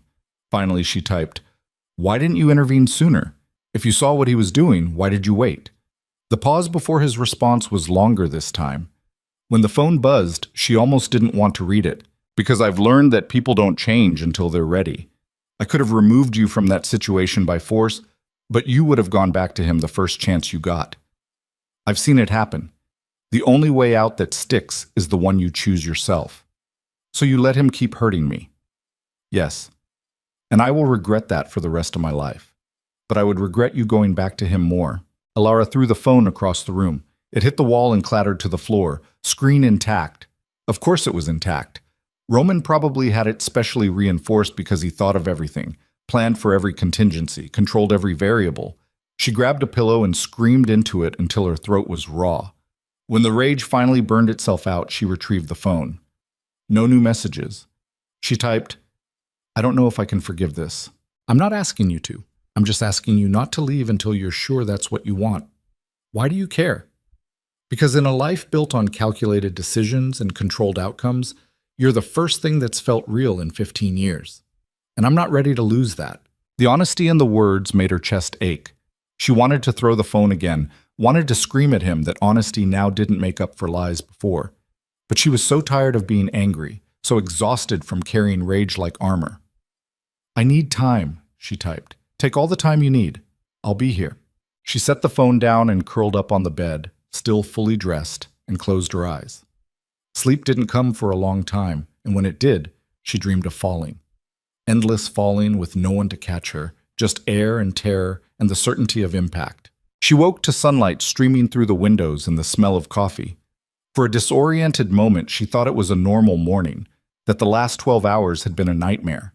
Then she sat up and saw her reflection in the mirror, eyes red from crying, hair tangled, still wearing yesterday's clothes, and reality crashed back. There was a knock on the door. "Alara, may I come in?" Maria's voice, safe, neutral. "Yes."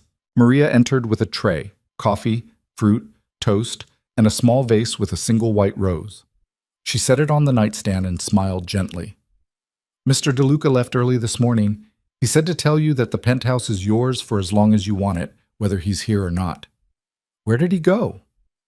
"He didn't say, but Victor mentioned something about handling business in Brooklyn." Maria hesitated, then added, "He looked terrible, if that helps, like he hadn't slept." "It doesn't help." "No, I didn't think it would." Maria moved to the windows and pulled back the curtains fully, letting in light that made Alara wince. For what it's worth, I've worked for Roman for 8 years. I've seen him make difficult choices, seen him do questionable things in the name of protecting people, but I've never seen him care about someone the way he cares about you. He has a funny way of showing it. He's a man who spent his entire adult life trusting no one, relying on control and strategy to survive. You can't expect him to suddenly know how to be vulnerable just because he wants to. I can expect honesty. Can you? After 2 years with someone who lied to your face while hurting you, would you have believed anything Roman said if he'd led with, "I've been watching you"? The question landed hard.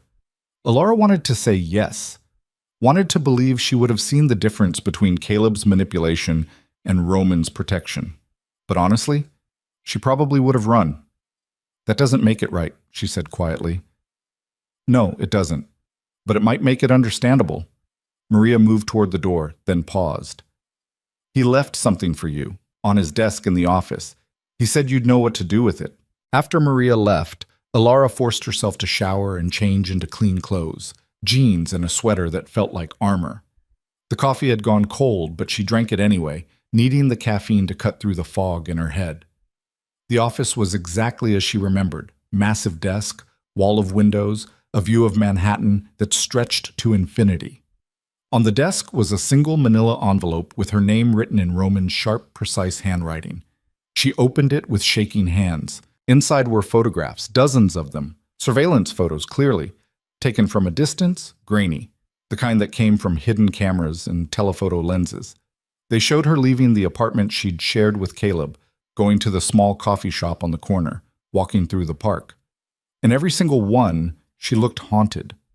Shoulders hunched, eyes down, moving through the world like she was trying not to be seen. There were also photographs of Caleb, coming and going, always looking normal, always smiling, the perfect boyfriend. Except there was one photo, just one, that showed him grabbing her arm in the doorway of their building, his face twisted with rage, her body already flinching away. Beneath the photos was a handwritten note on heavy cardstock. These are copies. The originals are in a safe deposit box along with all the other evidence we collected. I'm giving these to you because they belong to you, your story, your truth. What you do with them is entirely your choice. Destroy them, keep them, use them, whatever you need. I should have shown you these the first night. I should have told you everything. I thought I was protecting you by controlling the information, but I was really just protecting myself from the possibility that you'd leave if you knew the truth. I'm not asking for forgiveness. I'm just asking you to understand that everything I did, the surveillance, the waiting, the intervention, was because I saw someone who deserved better, and I wanted to be the person who helped her get it. If you decide to leave, the account I mentioned is real. $200,000, accessible immediately, no strings attached. It's not payment. It's not a bribe. It's just insurance. So you never have to depend on anyone who might hurt you ever again. If you decide to stay, I'll spend every day proving that I can be trusted. Not because I want to control you, but because I want to deserve you. R. Alara read the note 3 times, then set it down carefully on the desk. $200,000. Enough to start over anywhere, be anyone. The freedom she'd been dreaming of for 2 years, handed to her on a silver platter. She picked up one of the photographs, the one of Caleb grabbing her arm. She remembered that day. He'd been angry because she'd come home 20 minutes late from the grocery store. The conversation had started in the hallway and ended with her locked in the bathroom for 3 hours while he raged outside. Looking at the photo now, she could see what Roman had seen. Could see the evidence of systematic abuse written in her body language, in the way she made herself small, in the terror captured in frozen pixels. He'd seen all of that, and instead of looking away, instead of deciding it wasn't his problem, he'd made it his mission to help her. The method was questionable, the execution was manipulative. But the intent was what Caleb had said it was, protection. The question was whether she could accept protection that came with surveillance, whether she could trust someone who'd lied by omission, even if the lies were meant to keep her safe. She was still standing there, photographs scattered across the desk, when her phone buzzed. Unknown number. She almost didn't answer, but something made her pick up. Hello? Alara Vance? A woman's voice, professional, slightly accented. Who is this? My name is Detective Sarah Chen. I'm with the NYPD's Domestic Violence Unit. I received an anonymous tip this morning regarding your situation with Caleb Rourke, and I was hoping we could talk. Alara's blood went cold. An anonymous tip from who? I can't disclose that. but the tip included some very detailed information about sustained abuse, medical records, and potential criminal charges. I'd like to meet with you to discuss your options. I'm not interested in pressing charges. I understand, but if you just... I said I'm not interested. Elara ended the call and immediately dialed Roman's number. He answered on the first ring. Elara? Did you call the police? What? No, I told you I wouldn't. Then who did? Because I just got a call from a detective who has medical records and detailed information about Caleb. Information that only you would have. There was a pause that then Roman swore under his breath. It wasn't me. But I know who it was. Stay there, I'm coming back. Roman, but he'd already hung up. 20 minutes later, the penthouse door slammed open and Roman stormed in, Victor right behind him. Both looked furious. Caleb made the call, Roman said without preamble. He went to the police this morning and filed a complaint against me for intimidation and harassment. Said I threatened him, showed him illegally obtained records, held him against his will at the warehouse. And in the process of making his complaint, he reluctantly mentioned your situation, painting himself as the concerned boyfriend who was trying to help you escape my influence. Elara felt the room tilt. He's trying to make me look like I'm being held here. Exactly. It's a smart play, actually. He gets to look like the hero, puts me under investigation, and creates a situation where if you don't cooperate with the police, it looks like I'm preventing you from doing so. This is insane. This is Caleb realizing he's cornered and lashing out with the only weapon he has left, the law. Roman paced to the windows, his hands clenched into fists. The detective who called you is legitimate. I've already confirmed it, which means we have a problem. What kind of problem? Victor answered. The kind where if you don't talk to her, she'll get a warrant. And if she gets a warrant, she'll find all the evidence we collected on Caleb. Evidence that was obtained through illegal surveillance, which makes it inadmissible and potentially gives Caleb grounds to sue. So what do I do? Roman turned from his window, and the look in his eyes was pure calculation. You have two choices. One, you talk to Detective Chen, tell her you're here voluntarily, that Caleb is lying, and deal with whatever questions she asks about your relationship with me. Two, you disappear. I can have you on a plane to anywhere in the world within 3 hours. New identity, new life, enough money to never look back. You want me to run. I want you to be safe. If you stay and talk to the police, this gets complicated. They'll want statements, evidence, court appearances. Caleb will fight every step, and he'll use his connections, and he has them, Elara, don't doubt that, to make this as painful as possible for everyone involved. And if I run, what happens to you? I'll handle the investigation. It won't stick. I've dealt with worse. That's not what I asked. Roman's jaw tightened. If you run, Caleb wins.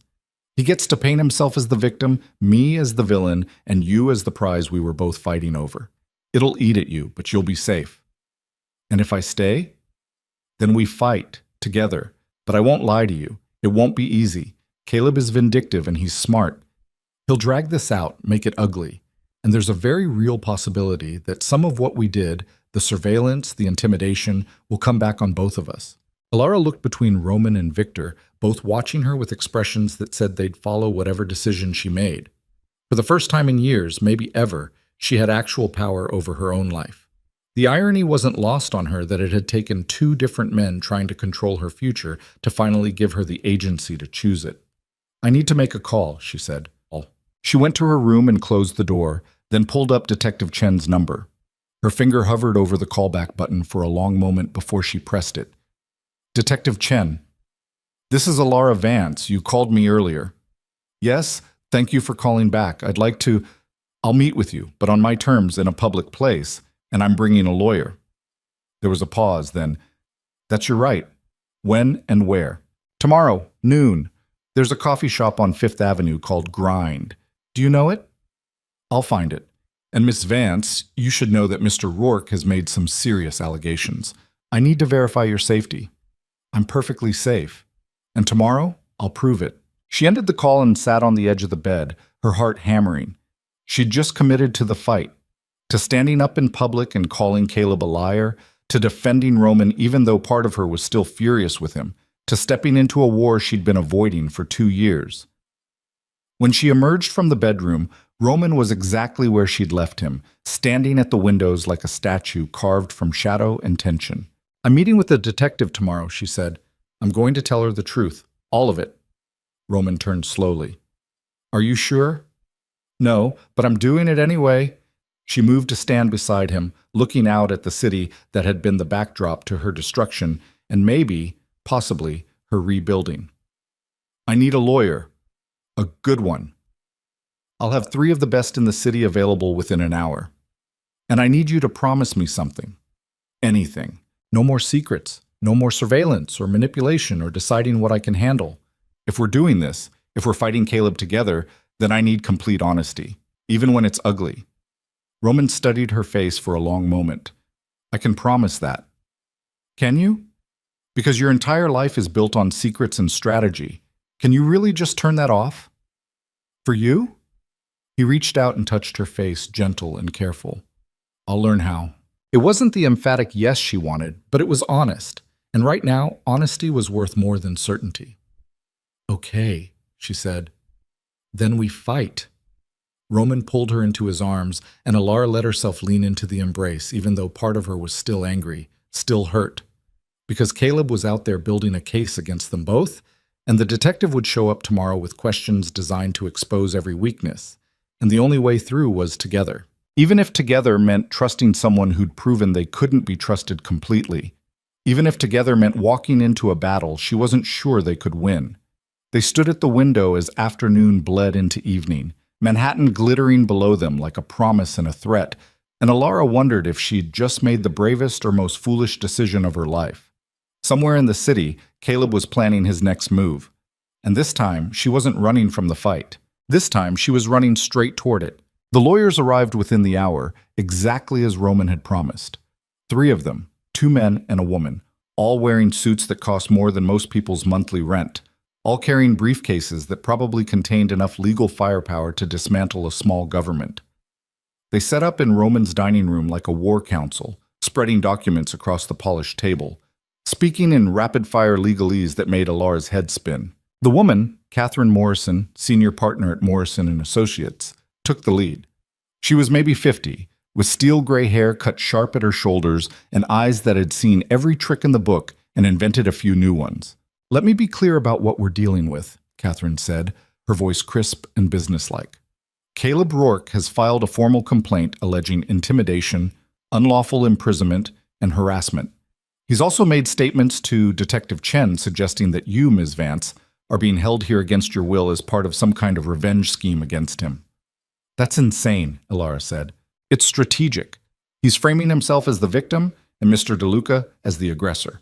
The fact that he's willing to involve law enforcement suggests he's either desperate or very confident in his ability to control the narrative."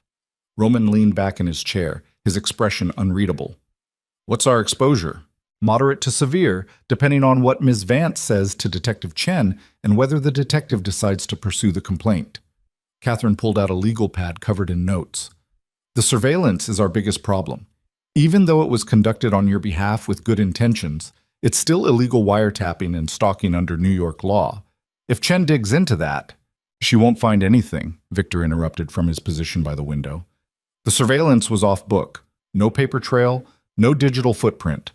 Unless someone from our team talks, there's no evidence it ever happened." Catherine gave him a look that suggested she'd dealt with his type before.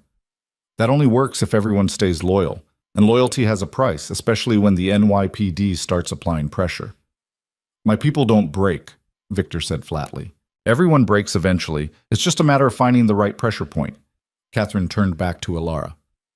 "Which is why we need to control the narrative before Chen has a chance to build a case. Tomorrow's meeting is crucial. You'll tell her that you left Caleb of your own volition, that you sought shelter with Mr. DeLuca because you knew him through mutual acquaintances, and that you're staying here voluntarily while you figure out your next steps." "That's not entirely true," Alara said. "It's true enough. The key is to stick to facts that can't be disputed and avoid giving her ammunition to use against you or Mr. DeLuca. She'll push. She'll try to find inconsistencies. Don't let her rattle you." "And if she asks about the warehouse? About what happened with Caleb last night?" Catherine's expression hardened. "You were never at any warehouse. You don't know what Mr. Rourke is talking about. If he claims otherwise, he's fabricating stories to make himself look sympathetic. So I lie. You protect yourself. There's a difference. Alara looked at Roman, who'd been silent throughout most of the discussion. His face was a mask, but she could see the tension in the set of his shoulders, the way his hands gripped the armrests of his chair. What do you think? She asked him. I think Catherine's right. Chen will be looking for cracks in your story. Don't give her any. Even if that means lying? Even then. Because the truth, the complete, unvarnished truth, will bury both of us. The brutal honesty of it should have bothered her more than it did, but Alara was starting to understand the rules of Roman's world.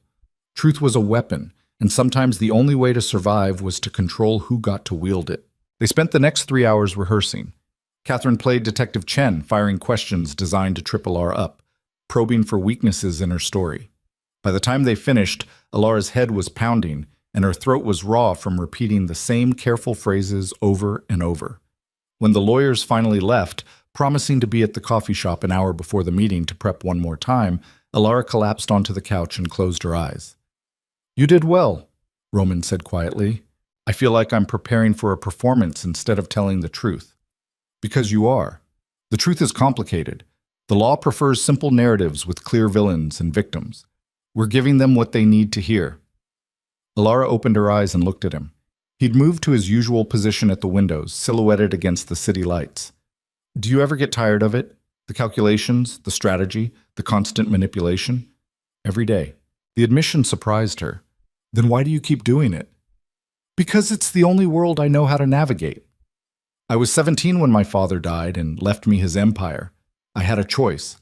Learn to survive in a world built on violence and lies, or die. I chose survival. And somewhere along the way, survival became who I am. That's bleak. That's realistic. He turned to face her. But you make me want to be something else. Someone else. And I don't know if that's possible, but I'm willing to try. Before Alara could respond, her phone buzzed. Unknown number again. She answered warily. Hello? Alara. Caleb's voice, smooth and familiar and utterly unwelcome. We need to talk. She sat up straight, her heart hammering.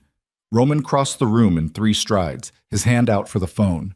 She shook her head and put it on speaker. We have nothing to talk about, she said. I disagree. I think we have quite a lot to discuss, like why you're letting that criminal convince you to lie to the police. I'm not lying about anything. No? So when you meet with Detective Chen tomorrow, you're going to tell her the truth? About how DeLuca had me followed, threatened me, showed me illegally obtained evidence?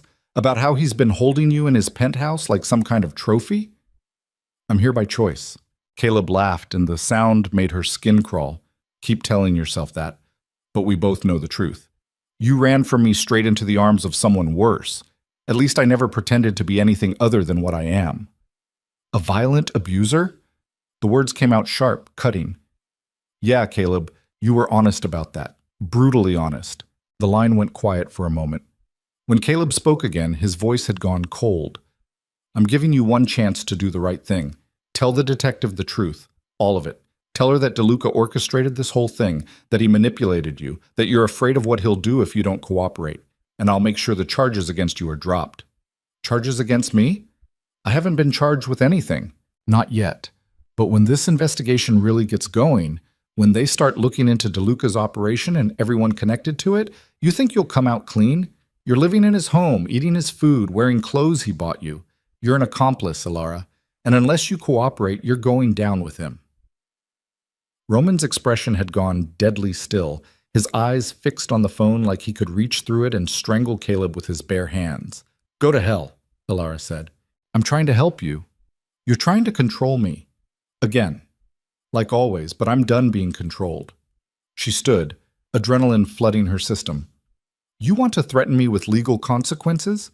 Fine, bring it, because I'd rather go down fighting than spend one more second under your thumb. You're making a mistake. The only mistake I made was wasting 2 years believing you could change, but I'm done making mistakes. And I'm done with you. She ended the call and immediately blocked the number, her hands shaking so hard she almost dropped the phone. Roman was at her side instantly, his hands on her shoulders, grounding her. Breathe, you're okay. He's going to destroy us, Alara said, her voice cracking. He's going to keep pushing until we break or until the police find something they can use against you. Let him push. We push back harder. How? We're already lying to the police, covering up illegal surveillance, pretending last night never happened. How much harder can we push before it all comes crashing down? Roman's grip on her shoulders tightened. You listen to me. Caleb Rourke is a coward who's used to getting his way through intimidation and violence. But he's never faced someone like me, and he's never had to contend with someone like you, someone who's finally decided to fight back. He's scared, Alara. That call was desperation, not confidence. It didn't sound like desperation, because he's good at hiding it, but I can hear it. The way his voice went up half an octave when you told him to go to hell, the speed at which he threatened legal action, those are tells. He's panicking. So what do? We go to that meeting tomorrow. We tell our story. We make Chen believe that you're here voluntarily and that Caleb is a manipulative ex trying to weaponize the system against you. And then, he paused, something dark flickering across his face. And then what? And then I make sure Caleb understands that there are consequences for threatening what's mine. The possessiveness in his voice should have set off alarm bells. Instead, it made something in Alara's chest tighten with an emotion she didn't want to name. I'm not a possession, she said quietly. I know, but you're under my protection, and that means something in my world. It means I will burn down everything and everyone who tries to hurt you. Even if it means destroying yourself in the process? Roman's smile was sharp, dangerous, especially then. That night, Alara barely slept. Every time she closed her eyes, she saw Caleb's face, heard his voice making threats wrapped in concern. She got up twice to pace the room, once to stand at the window and watch the city that never seemed to sleep. Around 4 a.m, she gave up entirely and went to the kitchen for water. Roman was already there, sitting at the counter with a laptop and what looked like financial reports spread across the surface. Couldn't sleep either? She asked. He looked up, and in the dim light from the under-cabinet fixtures, she could see the exhaustion written in every line of his face. Too much to do. Chen won't just accept your statement at face value. She'll dig. So I'm making sure that when she digs, she finds exactly what I want her to find. Which is a legitimate businessman with philanthropic interests who happened to help a woman in distress, bank records showing donations to domestic violence shelters, board positions at women's advocacy groups, a history of supporting survivors. You're building a cover story. I'm reinforcing a narrative. There's a difference. He closed the laptop and rubbed his eyes. Every empire needs a public face. Mine has always been carefully curated to show power and success while hiding the machinery underneath. This is just an extension of that. Alara sat down across from him. Does it ever bother you, living a double life? It used to. Now it's just what I do. He reached across the counter and took her hand. But with you, I don't want to hide. I don't want to pretend. And that's terrifying because I've spent 15 years perfecting the performance. So don't perform. Not with me. What if the real me is worse than the performance? Then at least I'll know what I'm dealing with. Roman studied her face for a long moment, then nodded. All right, no more performance. Starting now. Starting now, she agreed. They sat in comfortable silence until dawn started to break over the city, painting the sky in shades of pink and gold.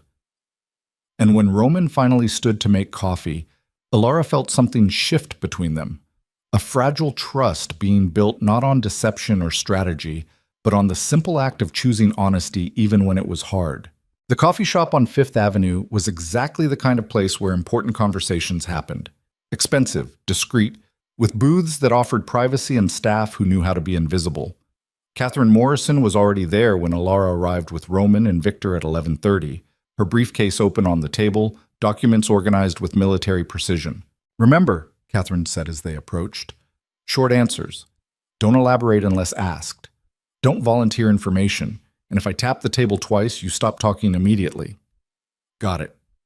Roman squeezed her hand once, then moved to a booth 3 down with Victor.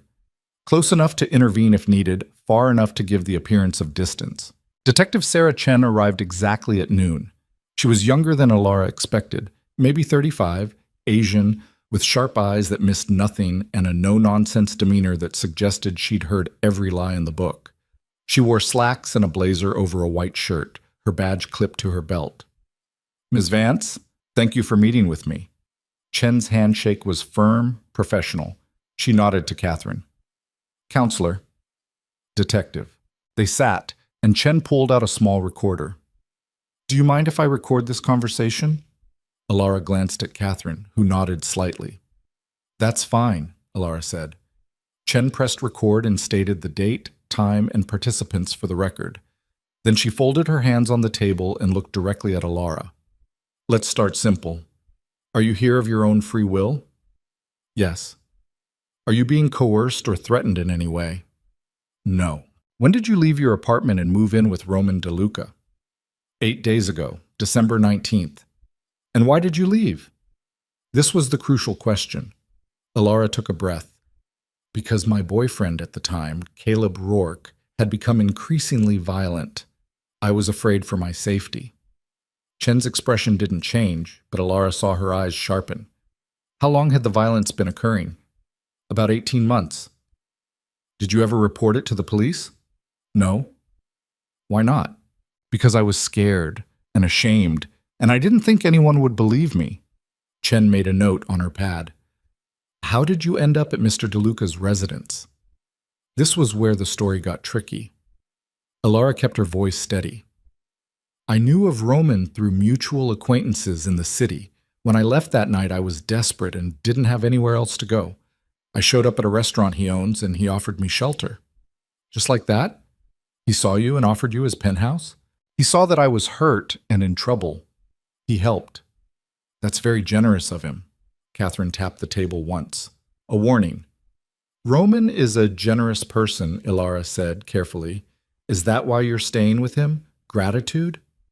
I'm staying with him because I feel safe there, and because we're... She hesitated, not sure how to label what they were. You're what? Chen pressed. We're close. We've become close. How close? Catherine tapped the table twice. Stop. That's irrelevant to your investigation, Detective, Catherine said smoothly. Ms. Vance's personal relationships are her own business. Chen smiled thinly. Actually, they're very relevant, because Mr. Rourke has suggested that Ms. Vance is being manipulated by Mr. DeLuca as part of some kind of scheme. That's ridiculous, Alara said. Is it? You left your boyfriend and within 24 hours you're living in a penthouse with one of the most powerful men in New York. From the outside, that looks suspicious. From the outside, it looks like a woman escaping abuse and finding help from someone who actually cares about her safety. Or it looks like a woman being used as a pawn in a power struggle between two men. The words hit like a slap. Alara felt her temper flare. I'm not a pawn. I'm not anyone's property. I made a choice to leave Caleb because he was hurting me. I made a choice to accept Roman's help because the alternative was homelessness or worse. Those were my choices, Detective, not theirs. Chen leaned back, studying her. Tell me about the warehouse. Alara's blood went cold. What warehouse? The one in Red Hook, where Mr. Rourke claims he was held against his will and threatened by Mr. DeLuca's associates. I don't know anything about that. You weren't there? No. Mr. Rourke seems to think you were. He says you were present when Mr. DeLuca threatened his life. Catherine tapped the table once. Careful. Mr. Rourke is lying, Alara said. I haven't seen or spoken to him since I left our apartment. That's interesting, because we have phone records showing multiple calls between his number and yours yesterday. Alara's mind raced. The blocked call. Damn it. He called me, she admitted. I didn't answer initially, but he kept calling from different numbers. Eventually, I picked up. He threatened me, tried to convince me to lie about Roman. I hung up and blocked him. What did he threaten you with? Legal consequences if I didn't cooperate with him. He said I'd be charged as an accomplice to whatever crimes he's accusing Roman of. Chen made another note. And you're certain you weren't at this warehouse? I'm certain. Then you won't mind if we verify your location for last evening? Catherine intervened smoothly. My client has answered your questions, Detective. If you want to pursue this further, you'll need to provide more specific allegations or obtain a warrant. Chen's smile was sharp. I'm just trying to establish the facts, Counselor. Mr. Rourke has made serious accusations. I need to verify Miss Vance's safety and determine whether those accusations have merit. And you've done that. Miss Vance is safe, here voluntarily, and has no knowledge of the alleged incident, unless you have evidence to the contrary. Actually, I do. Chen pulled out her phone and turned it toward Alara. On the screen was a photograph, grainy but recognizable. Alara standing in the warehouse office, Caleb visible in the doorway. Alara's heart stopped. This was sent to me anonymously this morning, Chen said, along with several others. They show you at the warehouse, they show Mr. DeLuca, and they show what appears to be a confrontation between Mr. DeLuca and Mr. Rourke. So I'll ask you again, were you at the warehouse last night? The question hung in the air like a guillotine blade. Alara looked at Catherine, whose expression had gone carefully blank, looked past Chen to where Roman sat 3 booths down, his eyes locked on hers. This was it, the moment where the careful story they'd built collapsed under the weight of actual evidence. She could keep lying, could stick to the script and hope Chen didn't have enough to break it, or she could tell the truth and damn the consequences. Roman gave her the slightest nod. Your choice. Alara took a breath and made it. Yes, she said. I was there. Catherine's hand clenched on her pen, but she didn't interrupt. Why did you lie about it? Chen asked. Because I was scared. Because I thought if I admitted I was there, you'd twist it into something it wasn't. And what was it? A confrontation. Caleb tracked me down through a private investigator. Roman brought me there because it was a controlled environment where I could face him without being in actual danger. I wanted to tell him it was over. I wanted him to hear it from me and understand that I wasn't coming back. And Mr. DeLuca threatened him? Mr. DeLuca made it clear that if Caleb came near me again, there would be consequences. But he didn't hurt him. He didn't touch him. He protected me. By threatening a man in an abandoned warehouse? By making sure Caleb understood that I wasn't alone anymore, that someone was watching out for me. Chen studied the photograph on her phone. These pictures tell a different story. They show Mr. DeLuca with his hand on Mr. Rourke's shoulder. They show what appears to be a hostile situation. They support Mr. Rourke's claim of intimidation. They show a man defending someone he cares about from someone who hurt her for 2 years. Alara's voice rose despite her best efforts to stay calm. You want to know the truth, detective? The truth is that Caleb Rourke beat me regularly for 18 months. He put me in the hospital twice. He isolated me from my family and friends. He controlled every aspect of my life until I was too terrified to leave.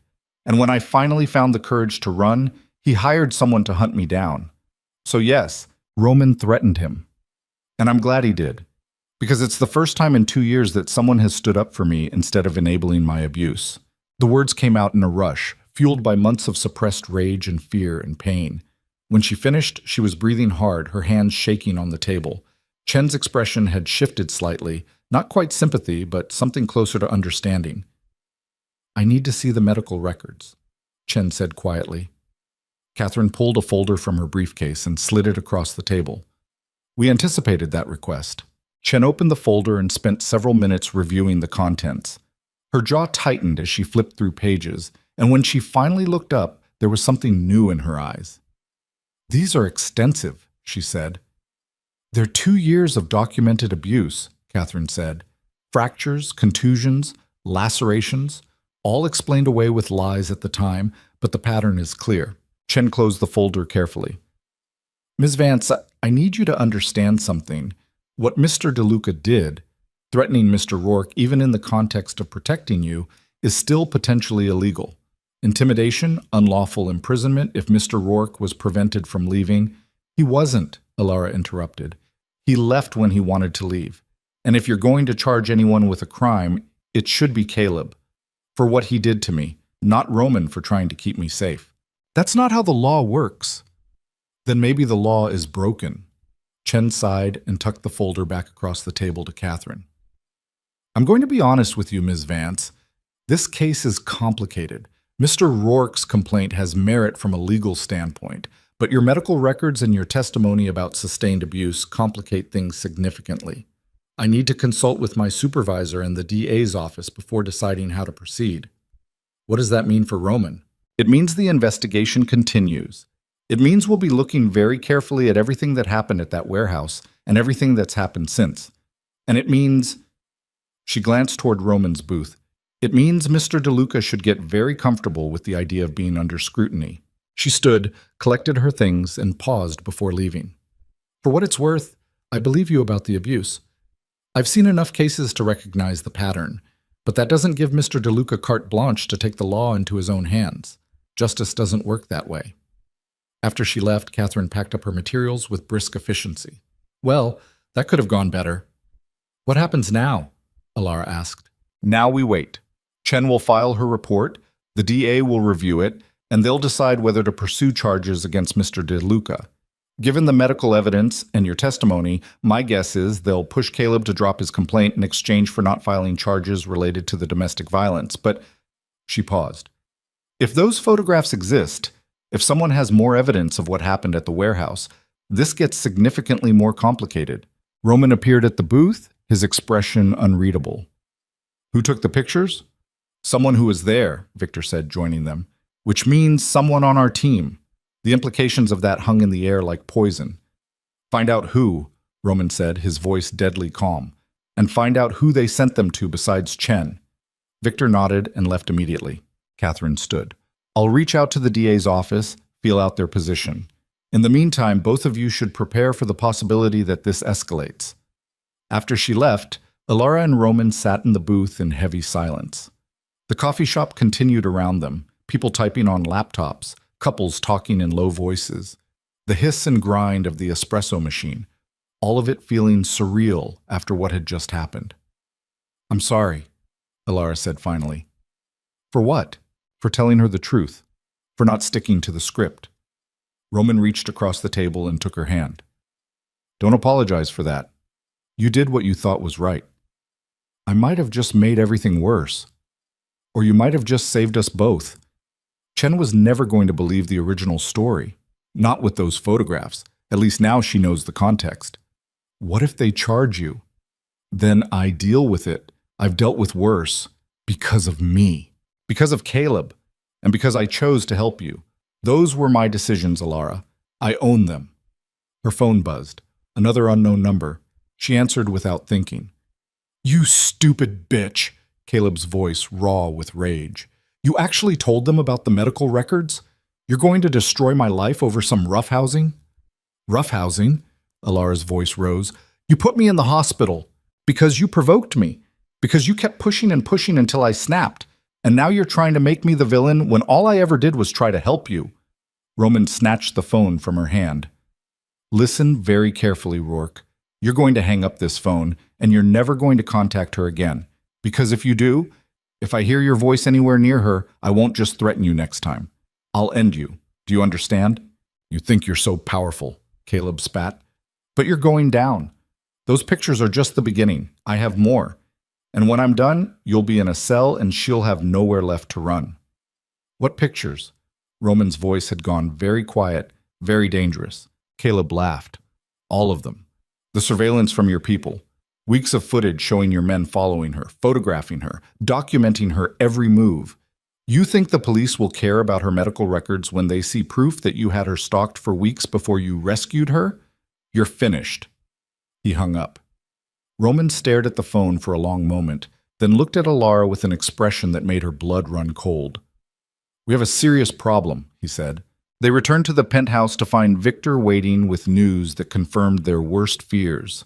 Someone on the surveillance team had kept copies of everything, photographs, videos, detailed logs of Alara's movements, and that someone had sold the evidence to Caleb for $50,000. Who? Roman's voice was ice. Name's Marcus Kane. He's been with us for 3 years. Clean record until now. Caleb approached him 2 days ago, offered him enough money to disappear. Kane took it. Where is he now? Gone. Cleaned out his apartment, turned off his phone. We're tracking him, but he had a head start.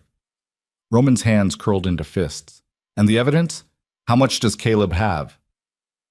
Everything from the 3 weeks of surveillance, photographs, video footage, GPS tracking logs. Enough to prove we had Ms. Vance under watch long before she showed up at the restaurant. Alara felt the room spin. That's it then. When Chen sees that, when the DA sees that, they'll charge Roman with stalking and conspiracy, Catherine said. She'd followed them back to the penthouse, already on her phone with contacts in the DA's office. And depending on how aggressive they want to be, they could charge you as an accomplice for not reporting it. I didn't know about the surveillance until 3 days ago. Doesn't matter. You know now, and you're still here. That's enough for a creative prosecutor to build a case. Roman moved to the windows, his profile sharp against the fading daylight. We need to contain this before it reaches the DA. How? Victor asked. Find Kane. Get the evidence back, whatever it takes. And if we can't find him in time, then we go to war. The words hung in the air like a death sentence. Alara looked around the room, at Roman standing rigid at the window, at Victor already on his phone mobilizing resources, at Catherine reviewing legal options with the grim focus of someone who knew they were fighting a losing battle. This was her fault, all of it. If she hadn't walked into that restaurant, if she hadn't accepted Roman's help, if she'd just found a shelter or called her sister or done anything except fall into the arms of a man who'd been watching her for weeks. Stop! Roman's voice cut through her spiral. He'd crossed the room without her noticing, his hands on her shoulders. I can see you blaming yourself. Don't. This is on Caleb, on his vindictiveness, on his need to control you even after you left. None of this is your fault. If I hadn't involved you, then you'd be dead or back in his apartment and I'd be safe but incomplete. I made my choice, Alara, and I'd make it again. Even knowing it might destroy you? Especially then. He cupped her face in his hands, his thumbs tracing her cheekbones. You're worth it. Whatever comes next, you're worth it. Before she could respond, Victor's phone rang. He answered, listened, and his expression went dark. We have another problem, he said. Caleb just posted the surveillance evidence online, all of it, with a full statement accusing Roman of stalking, manipulation, and kidnapping. It's going viral. Catherine swore under her breath, Turn on the news, now! Roman grabbed the remote and turned on the massive television mounted on the wall. Every major New York channel was running the same story. Surveillance footage of Alara walking through the city, Roman's men following at a distance, timestamps showing weeks of monitoring. The Chiron read, Billionaire crime lord accused of stalking abuse victim. Caleb's face filled the screen, all manufactured concern and wounded innocence. I just want Alara to be safe, he was saying. I made mistakes in our relationship, but I've apologized and I'm getting help. Roman De Luca, on the other hand, orchestrated a campaign of harassment and intimidation that culminated in him kidnapping her and holding her against her will. I'm coming forward now because I can't stay silent while she's in danger. The reporter asked about the abuse allegations, and Caleb's expression turned pained. Alara is a troubled woman. She struggles with mental health issues, and sometimes she lashes out. I'm not saying I was perfect, but the idea that I systematically abused her is a narrative created by DeLuca to justify his own criminal behavior. Alara felt bile rise in her throat. He was doing it, exactly what she'd feared, rewriting history, painting her as unstable, himself as the concerned boyfriend. Turn it off, she whispered. Roman didn't move. Turn it off! He pressed the button, and the screen went dark. In the silence that followed, Alara could hear her own heartbeat, fast and panicked. This is over, she said. We can't fight this. The evidence is public. The story is out there. We fight back, Roman said. His voice was steel. We don't roll over because Caleb decided to play dirty. We hit back harder. With what? He has surveillance footage. He has a narrative. He's got the sympathy of the entire city. And we have the truth. Roman turned to Catherine. Get me airtime. I don't care what it costs. I want to be on every major network by tomorrow morning. Roman, that's not... Do it. And get Dr. Chen to go public with the medical records. Get character witnesses from the hospital staff who treated her. Get anyone who's ever seen Caleb's real face to speak up. That will take time. Then we buy time. Victor, I want everything you can dig up on Caleb Rourke. Every skeleton in his closet. Every shady deal. Every lie he's ever told. And I want it weaponized. Victor nodded and left the room, already making calls. Catherine hesitated. If you go nuclear on him, it's going to get ugly. Scorched earth ugly. I'm aware. And it might not be enough. The surveillance footage is damning, Roman. Even if we prove Caleb is an abuser, that doesn't negate what you did. I know. Roman looked at Alara, and the intensity in his eyes took her breath away. But I'm not letting him win. Not this time. After Catherine left to make arrangements, Alara and Roman stood alone in the penthouse that had become both fortress and prison. You should let me go, Alara said quietly. Put out a statement saying I'm leaving voluntarily, that we're not involved, that this was all a misunderstanding. Distance yourself from me before this destroys everything you've built. No. Roman, I said no. He crossed to her in 2 strides and pulled her into his arms. I'm not letting you sacrifice yourself to save me. We're in this together, all the way. Why? Why are you willing to risk everything for me? He was quiet for a long moment, his arms tight around her. When he finally spoke, his voice was raw with emotion she'd never heard from him before. Because I've spent 15 years building an empire on fear and control and carefully calculated moves. And in all that time, I've never felt anything real. Never let anyone close enough to matter. And then you walked into my restaurant bleeding and broken and looking at me like I was either salvation or damnation. And something in me shifted. You make me feel human again, Alara. Like I'm more than just the sum of my worst decisions. And I'm not giving that up. Not for Caleb, not for the law, not for anything. Alara pulled back just enough to look at his face. You're insane. Probably. And we're probably going to lose. Maybe. But we're going to go down fighting. She kissed him then, fierce and desperate, and tasting like salt from tears she hadn't realized she was crying. He kissed her back with everything he had, his hands in her hair, pulling her closer like he could fuse them together through sheer will. When they finally broke apart, both breathing hard, the city lights glittered beyond the windows like a million tiny promises that neither of them believed anymore. What happens now? Alara asked. Now?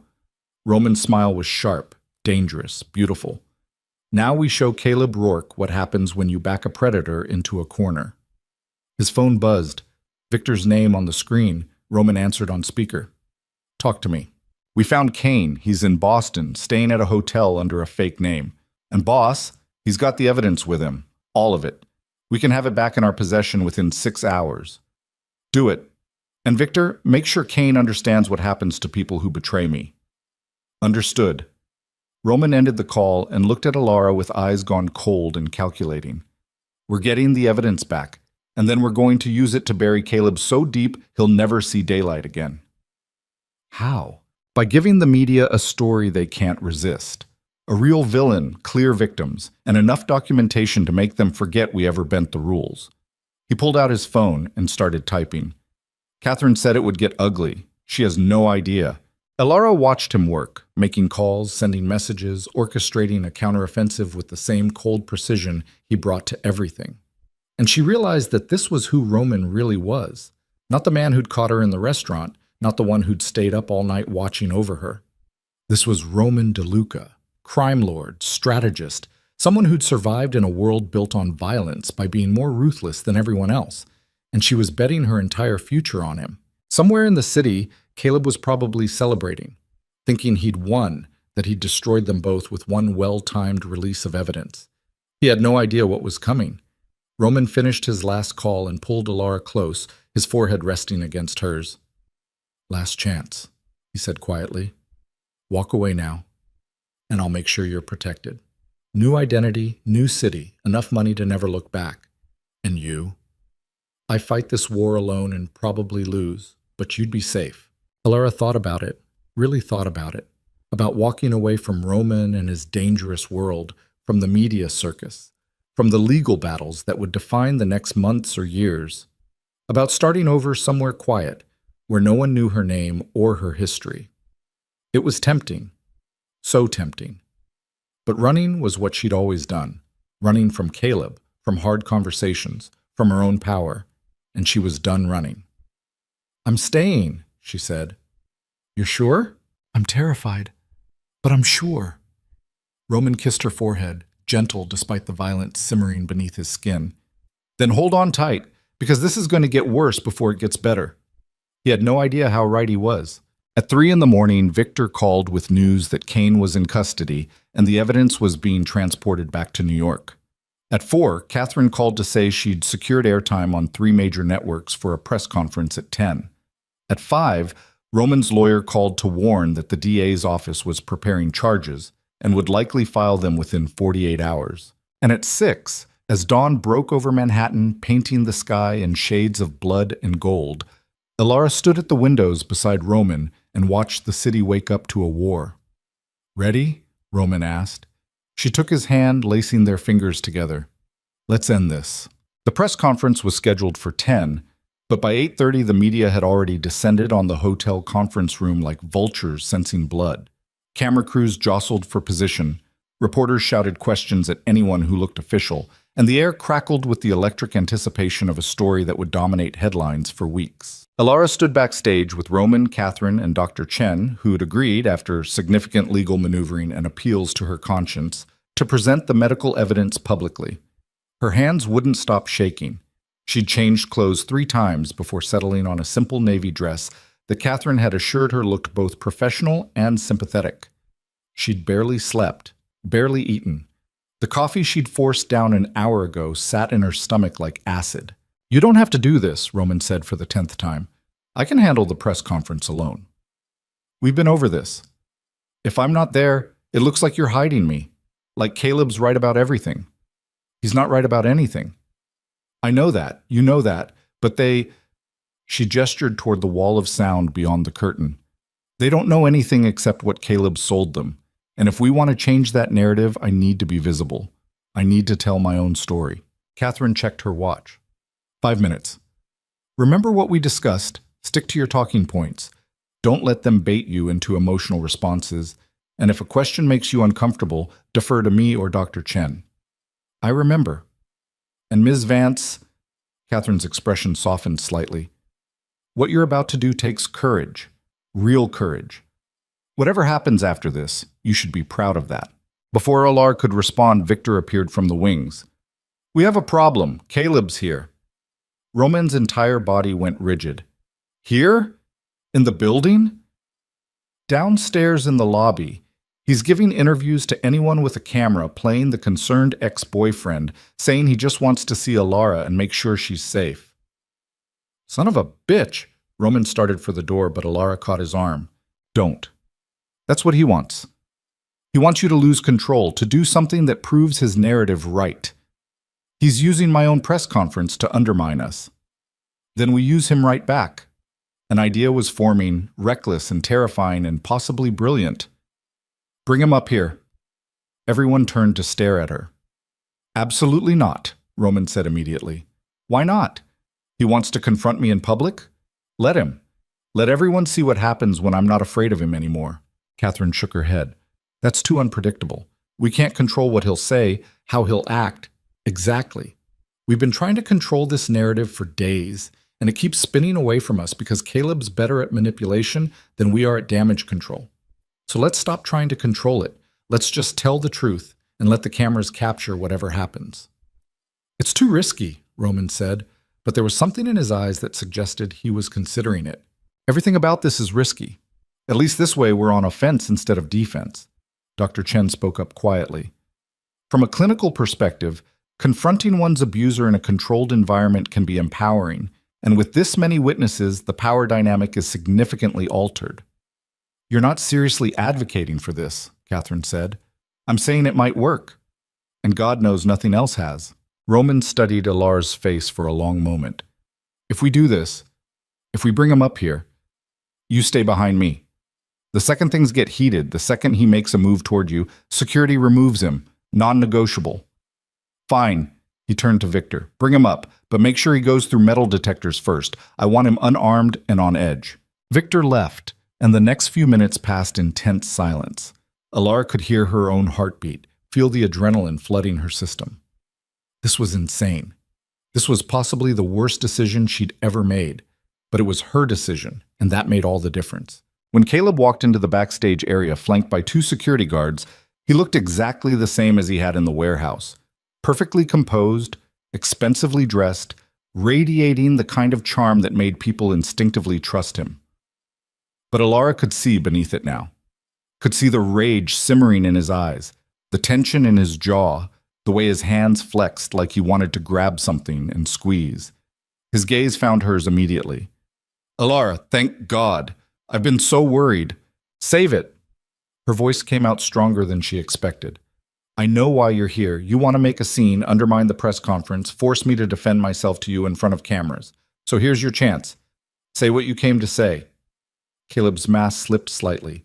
He glanced at Roman, who stood 2 feet behind Alara like a wall of controlled violence, then back at her. I just want to talk to you, alone, without him influencing everything you say. I don't want to talk to you alone. I don't want to talk to you at all. But since you're here, since you've spent the last week destroying my life on television, let's get this over with. I'm not destroying your life. I'm trying to save it. Caleb took a step forward. Security moved to intercept, but Alara held up a hand, stopping them. You're being manipulated, baby. Can't you see that? He orchestrated this whole thing. The surveillance, the rescue, all of it. It was planned. I know it was planned. He told me. That stopped Caleb cold. He told you? 3 days ago. About the surveillance, about watching me, about waiting for the right moment to intervene. And yes, I was angry. I felt betrayed. But then I thought about why he did it. Because I was too afraid to leave on my own. Too convinced that I deserved what you were doing to me. I never... You put me in the hospital twice, Caleb.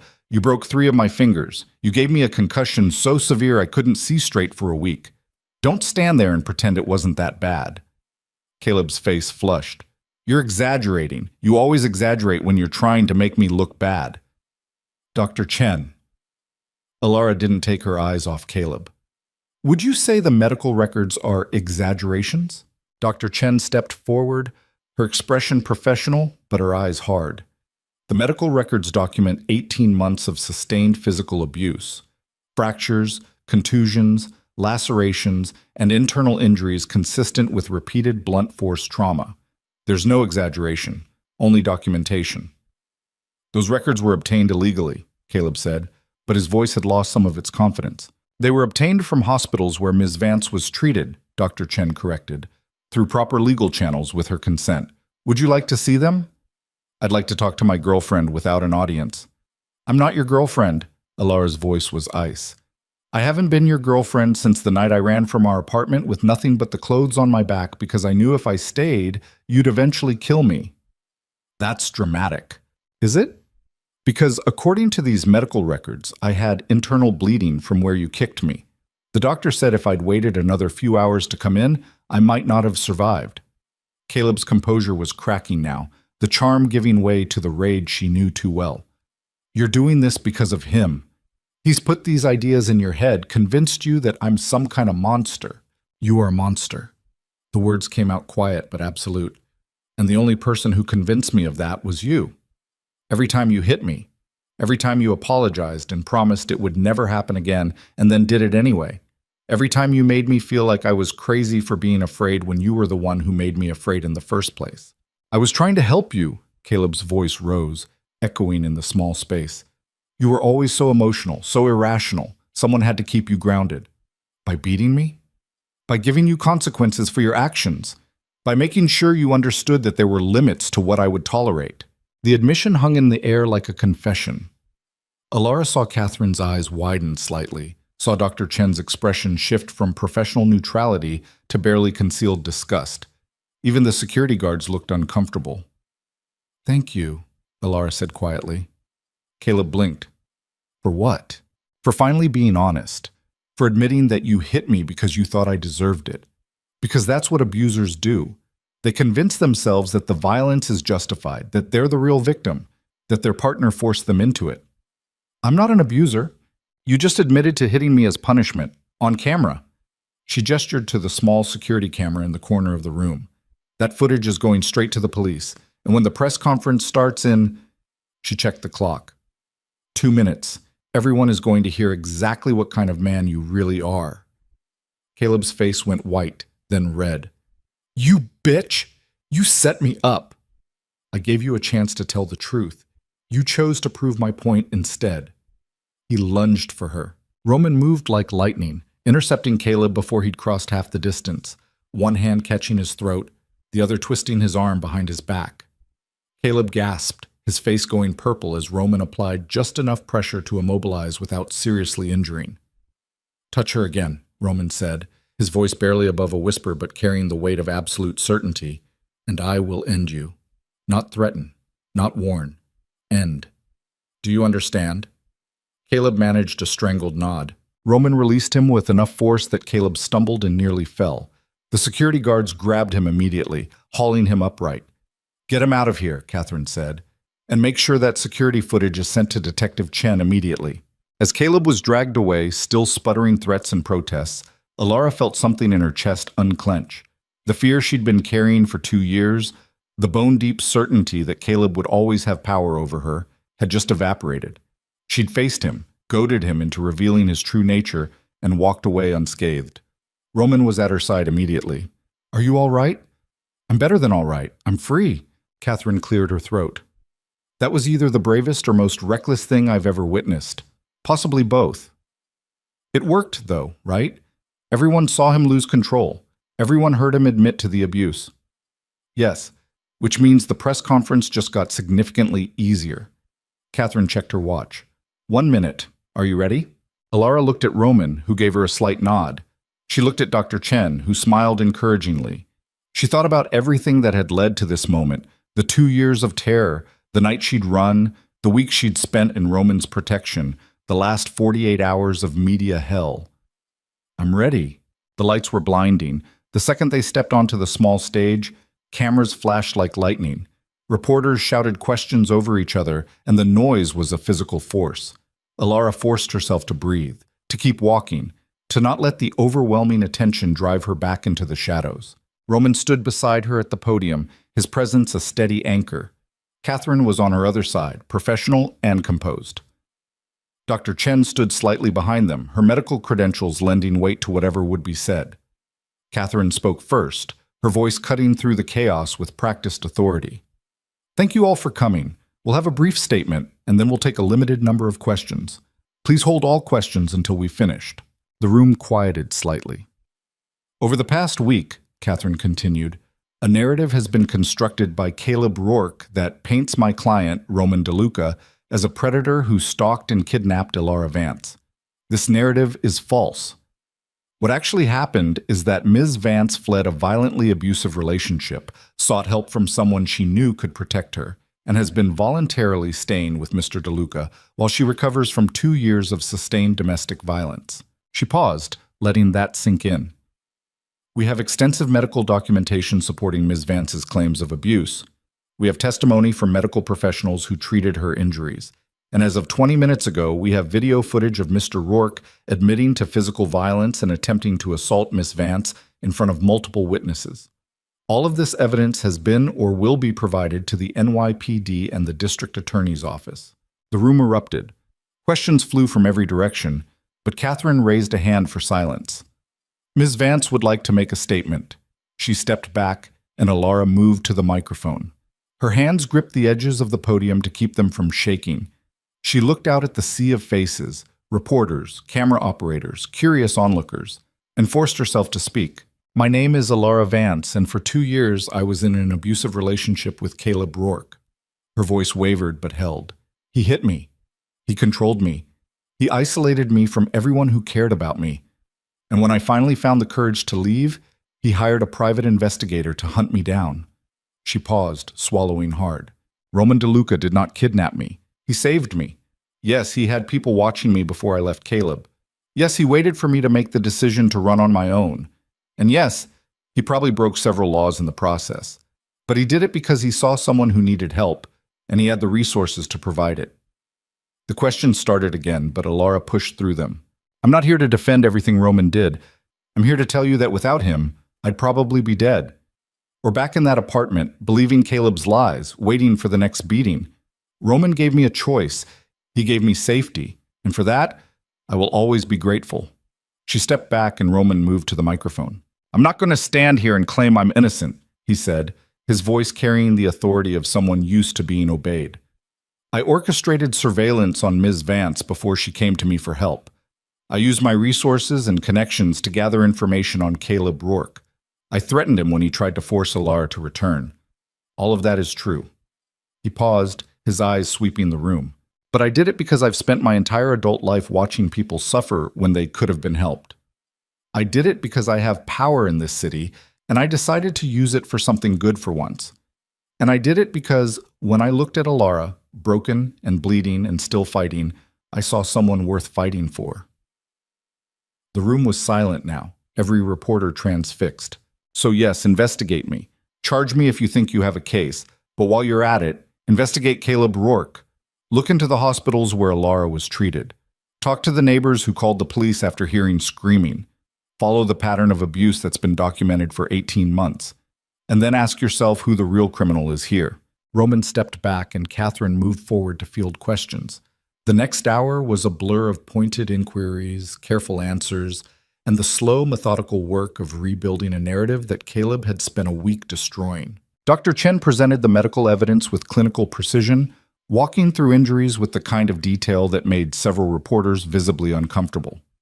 Catherine deflected questions about Roman's business dealings with practiced ease, and Alara answered every question about her relationship with Caleb with raw honesty that left no room for doubt.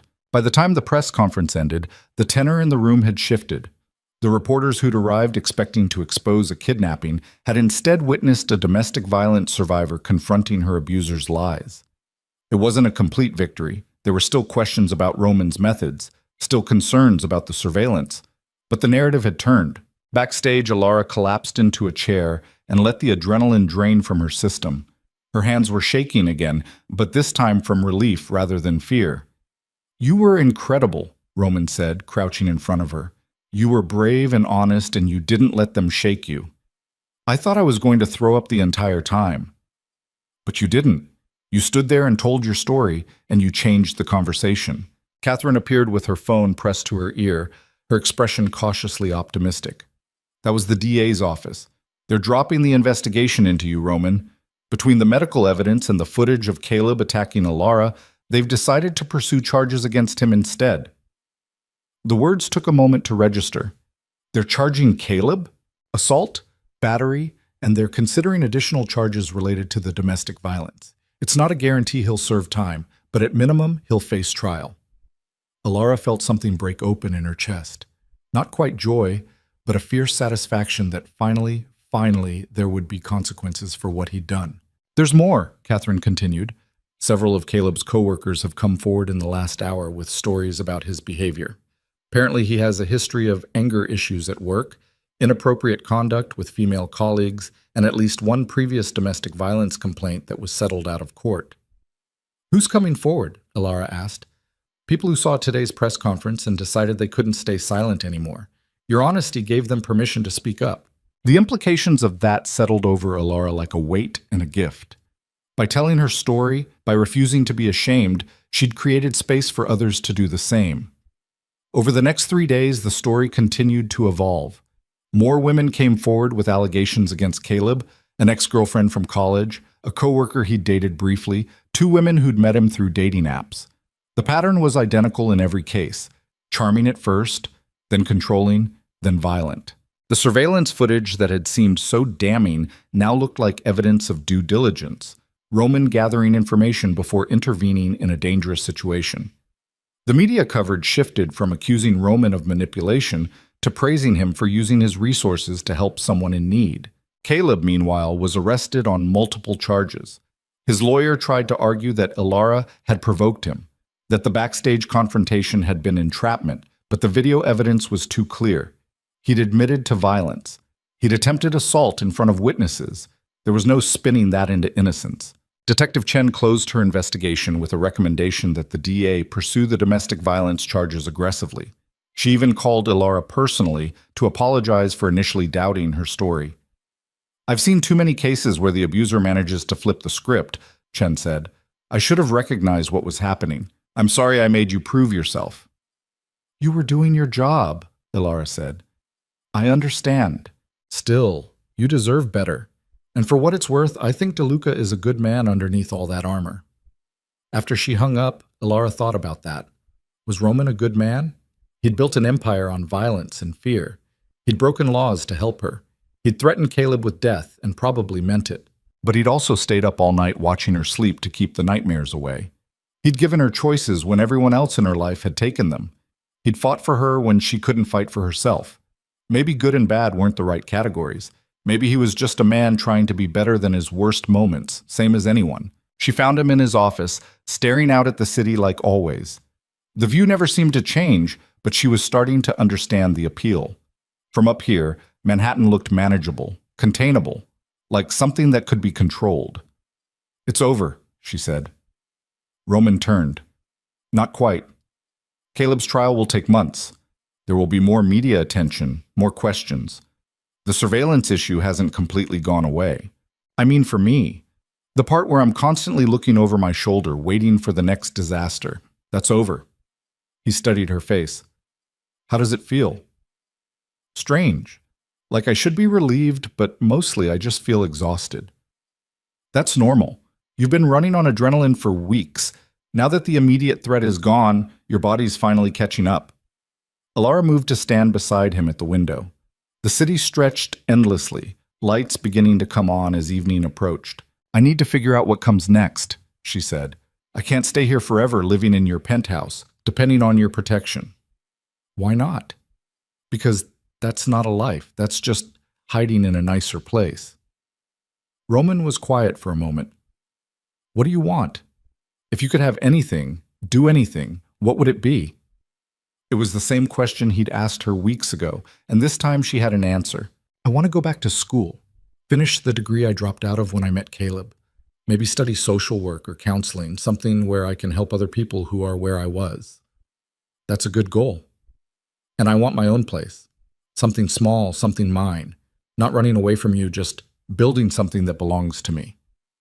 "I understand." "Do you?" "Because I'm not saying I don't want you in my life. I'm just saying I need to stand on my own feet first." Roman turned to face her fully, his expression unreadable.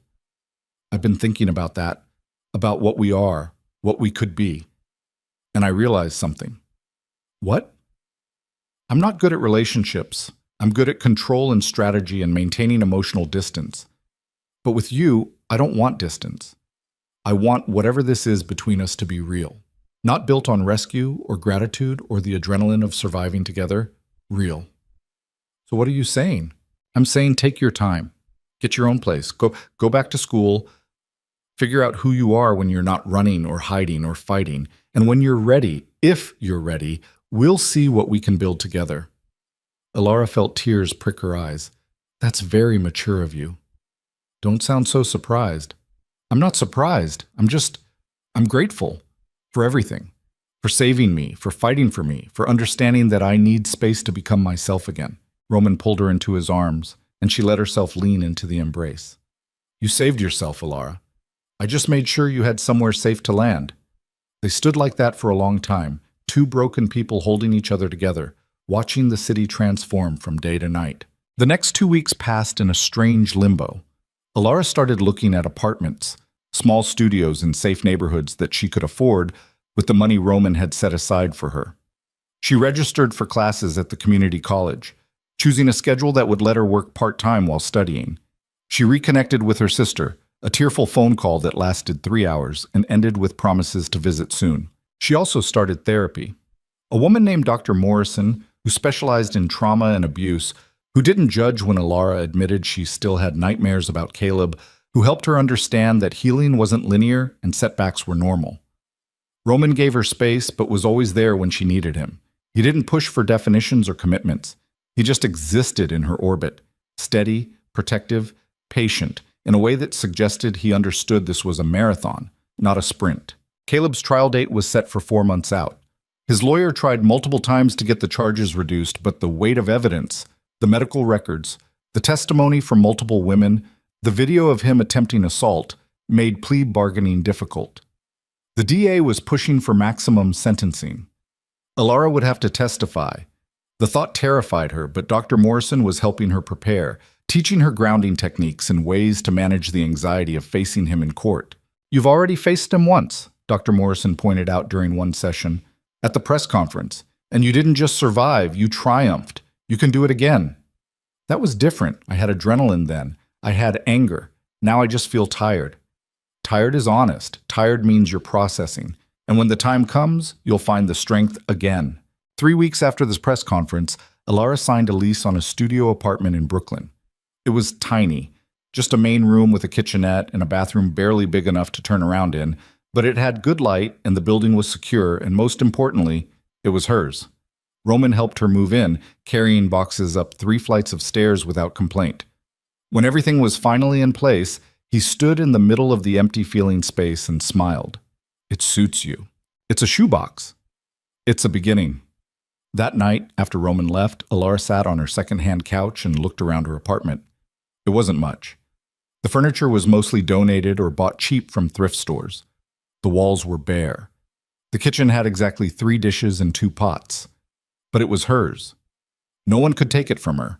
No one could use it as leverage or control. For the first time in 2 years, she fell asleep without fear.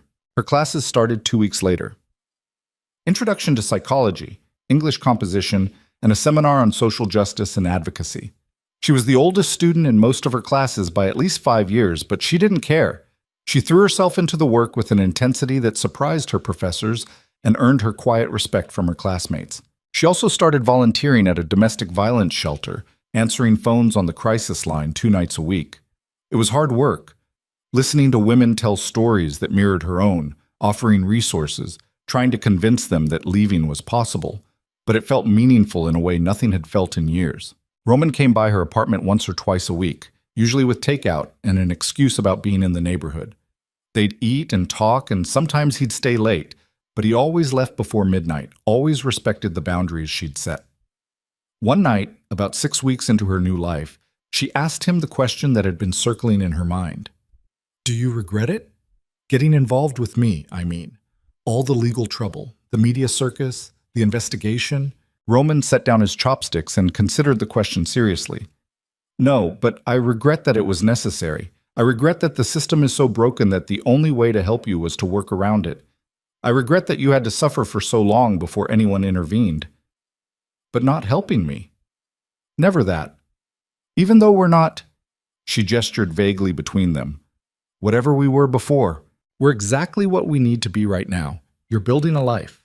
I'm learning how to be part of someone's life without controlling it. That's progress. Do you think we'll ever—" She couldn't finish the question. Roman reached across the small table and took her hand. "I think that if we're supposed to be together, we will be. And if we're supposed to be friends who survived something terrible and came out stronger, we'll be that. Either way, you're in my life. That's what matters." It was the right answer, the mature, healthy answer that gave her space without closing doors. She wished it didn't make her chest ache quite so much. Caleb's trial began on a cold March morning, 4 months after Alara had run from their apartment. She arrived at the courthouse with Roman on one side and Dr. Morrison on the other, both there for moral support, despite not being allowed in the courtroom during testimony. The prosecutor, a sharp woman named Amanda Chen, who'd built her career on domestic violence cases, met them in the hallway. "Are you ready?" she asked Alara. "As ready as I'll ever be. Remember what we discussed. Answer the questions clearly and honestly. Don't elaborate unless asked, and don't let his lawyer rattle you. He's going to try to make you seem unstable or vindictive." "I know." "Good. You've got this." The courtroom was smaller than Alara expected, wood-paneled and formal, with the kind of quiet that felt heavy. Caleb sat at the defense table in a suit that probably cost more than her entire apartment, looking calm and composed like this was a minor inconvenience rather than a criminal trial. When their eyes met, Alara refused to look away. She held his gaze until he broke contact first, and the small victory gave her courage. The trial lasted 3 days. Alara testified on the second day, walking the jury through 2 years of systematic abuse with as much clinical detachment as she could manage. The prosecutor showed photographs of her injuries, read medical reports documenting fractures and contusions, played the audio from the backstage confrontation where Caleb admitted to hitting her. Caleb's lawyer tried to paint her as vindictive, suggested she'd exaggerated the abuse to justify her relationship with Roman, implied that she was mentally unstable and had provoked the violence. But Alara didn't break. She answered every question with brutal honesty, acknowledged her own imperfections, and refused to let him twist her words into something they weren't. The other women testified too, Caleb's ex-girlfriend, who'd filed a police report that mysteriously disappeared, the coworker who'd ended up in the emergency room after a date gone wrong, the woman from the dating app who'd recognized the pattern early and run before it escalated. Together, their testimonies painted a picture that was impossible to deny. Caleb Rourke was a serial abuser who'd left a trail of broken women in his wake. The jury deliberated for 6 hours. When they returned with a guilty verdict on all counts, Alara felt something fundamental shift in her chest. Not quite closure, Dr. Morrison had warned her that closure was a myth, that healing was ongoing, but a sense of justice that had eluded her for so long. Caleb's sentencing was set for 2 weeks later. The judge gave him 7 years with eligibility for parole after 4 if he completed anger management and domestic violence intervention programs. It wasn't enough. It would never be enough to balance 2 years of terror, but it was something. Alara walked out of the courthouse into spring sunshine with Roman beside her and Dr. Morrison just ahead, and for the first time since this all began, she felt like she could breathe fully. "How do you feel?" Roman asked. "Like I've been carrying a boulder and someone finally let me set it down." "That's a good feeling." "It is." They stood on the courthouse steps, watching people stream past, lawyers and defendants and families and journalists, all caught up in their own dramas, their own fights for justice or survival. "What now?" Roman asked.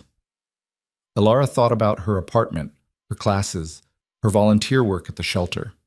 Thought about the life she was building piece by piece, choice by choice. Thought about the man beside her who'd given her the space to build it. "Now I finish my semester. I keep volunteering. I keep going to therapy. I keep putting one foot in front of the other until walking doesn't feel so hard anymore. And after that, she turned to look at him fully. After that, maybe we figure out what this is, what we are. When I'm not broken anymore and you're not trying to save me." Roman's smile was slow and genuine, transforming his usually severe features into something almost soft. "I'd like that." "Yeah? Yeah, but Alara, you were never broken. Damaged, maybe. Hurt, definitely, but not broken. Broken things can't heal, and you're healing beautifully." The words made her eyes sting with unexpected tears. She'd spent so long thinking of herself as irreparably damaged, as someone who'd been destroyed by what Caleb had done. But maybe Roman was right. Maybe she'd just been wounded, and wounds could close given time and care. "Thank you," she said quietly. "For what?" "For seeing me, the real me, underneath all the trauma. For believing I could be more than what happened to me." Roman pulled her into his arms right there on the courthouse steps, and she let herself sink into the embrace. Around them, the city continued its relentless motion, but for this moment they were still, grounded, whole. 6 months later, on a warm September evening, Alara stood on the balcony of her apartment, which she'd upgraded to a 1-bedroom in a better neighborhood, and watched the sun set over Brooklyn. Her phone buzzed with a text from Roman asking if she wanted company for dinner. She smiled and typed back yes. They'd been slowly, carefully rebuilding what had started in trauma into something that resembled a real relationship. Dates that didn't involve lawyers or press conferences. Conversations that went deeper than survival strategies. Quiet nights where they just existed together without the weight of crisis pushing them together. It wasn't perfect. Roman still struggled with his need to control situations, and Alara still had nightmares sometimes. But they were learning, growing, figuring out how to be two whole people choosing to be together instead of two broken pieces clinging to each other. When Roman arrived with Thai food and a bottle of wine, Alara met him at the door with a kiss that tasted like promise and possibility. "Good day?" he asked. "Great day. I got an A on my social work midterm, and one of the women from the crisis line called to thank me. She left her abuser last week." "That's incredible." "It is." Alara took the food into the kitchen, plates clattering as she set the table. "What about you?" "Spent most of the day in negotiations for a new property development. Nothing exciting." He poured wine into 2 glasses. "But I did get a call from Detective Chen." Alara paused. "About what?" Caleb violated his parole conditions, made contact with one of his ex-girlfriends, tried to convince her to recant her testimony. She recorded the conversation and turned it over to the police. "What happens now?" "His parole is revoked. He serves the full 7 years, possibly more, depending on what the judge decides about the violation." Alara absorbed that information. A year ago, she would have felt satisfaction, vindication, maybe even joy at Caleb facing additional consequences. Now she just felt tired and a little sad that he'd learned nothing, that he was still the same manipulative man who'd put her in the hospital. "Good," she said finally. "He can't hurt anyone else from prison." "No, he can't." They ate on her small balcony as the city lights began to twinkle on below them. The conversation drifted from serious to mundane, her classes, his work, The book she was reading, the restaurant he was thinking of investing in. Easy conversation between two people who knew each other's darkness and had chosen to walk toward light together. After dinner, they moved inside to her couch. Roman pulled her against his chest, and she curled into him with the kind of comfort that only came from time and trust. "I've been thinking," Roman said into her hair. "Dangerous." He huffed a quiet laugh. "I've been thinking about what you said on the courthouse steps, about figuring out what we are." Alara's heart picked up speed. And I think I know what I want, but I need to know what you want first." She was quiet for a moment, organizing her thoughts. "I want someone who sees me as an equal partner, not a project or a responsibility. I want someone who tells me the truth even when it's hard. I want someone who understands that I'm still healing and that's okay. I can be that person. I want to be that person. I know you do, and I think you are, mostly. But Roman, you spent 15 years building walls around yourself, and I spent 2 years having walls built around me by someone else. We're both still learning how to be vulnerable without it being a crisis. So what do we do?" Alara shifted so she could look at his face. "We keep doing what we're doing, dating, learning each other, building something real instead of something born from trauma. And eventually, when we're both ready, we take the next step." "What's the next step?" "I don't know yet, but we'll figure it out together." Roman kissed her forehead, gentle and sure. "Together. I like the sound of that." They stayed on the couch until late, talking about nothing and everything. And when Roman finally left around midnight, Alara stood at her window and watched his car disappear into the flow of traffic. She thought about the woman who'd stumbled into a restaurant 8 months ago, broken and bleeding, and convinced she'd never be safe again.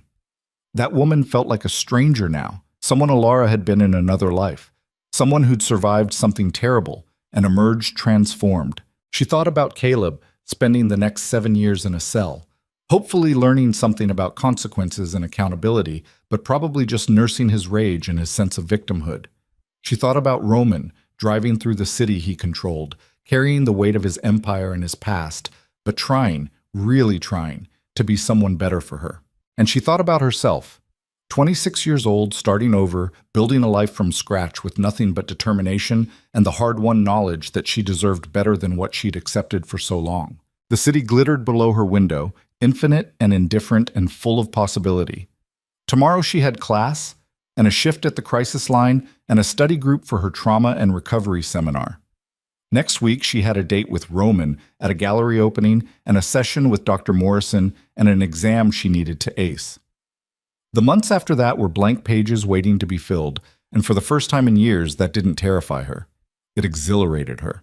She'd fallen that night in December, literally fallen, her body giving out from fear and pain and exhaustion. But Roman had caught her, and then she'd learned to stand on her own. And now, finally, she was learning to walk forward into whatever came next. The falling hadn't destroyed her. It had simply brought her low enough to finally build herself back up properly. This time with foundations that no one could shake, walls built from choice rather than fear, and doors that only she controlled. In the reflection of her window, Alara saw not a victim or a survivor, but simply a woman. Scarred, yes, changed, absolutely, but whole in the ways that mattered. She smiled at her reflection, turned off the lights, and went to bed. Tomorrow was another day of building, of healing, of becoming whoever she was meant to be. And for the first time in 2 years, she couldn't wait to see what that looked like.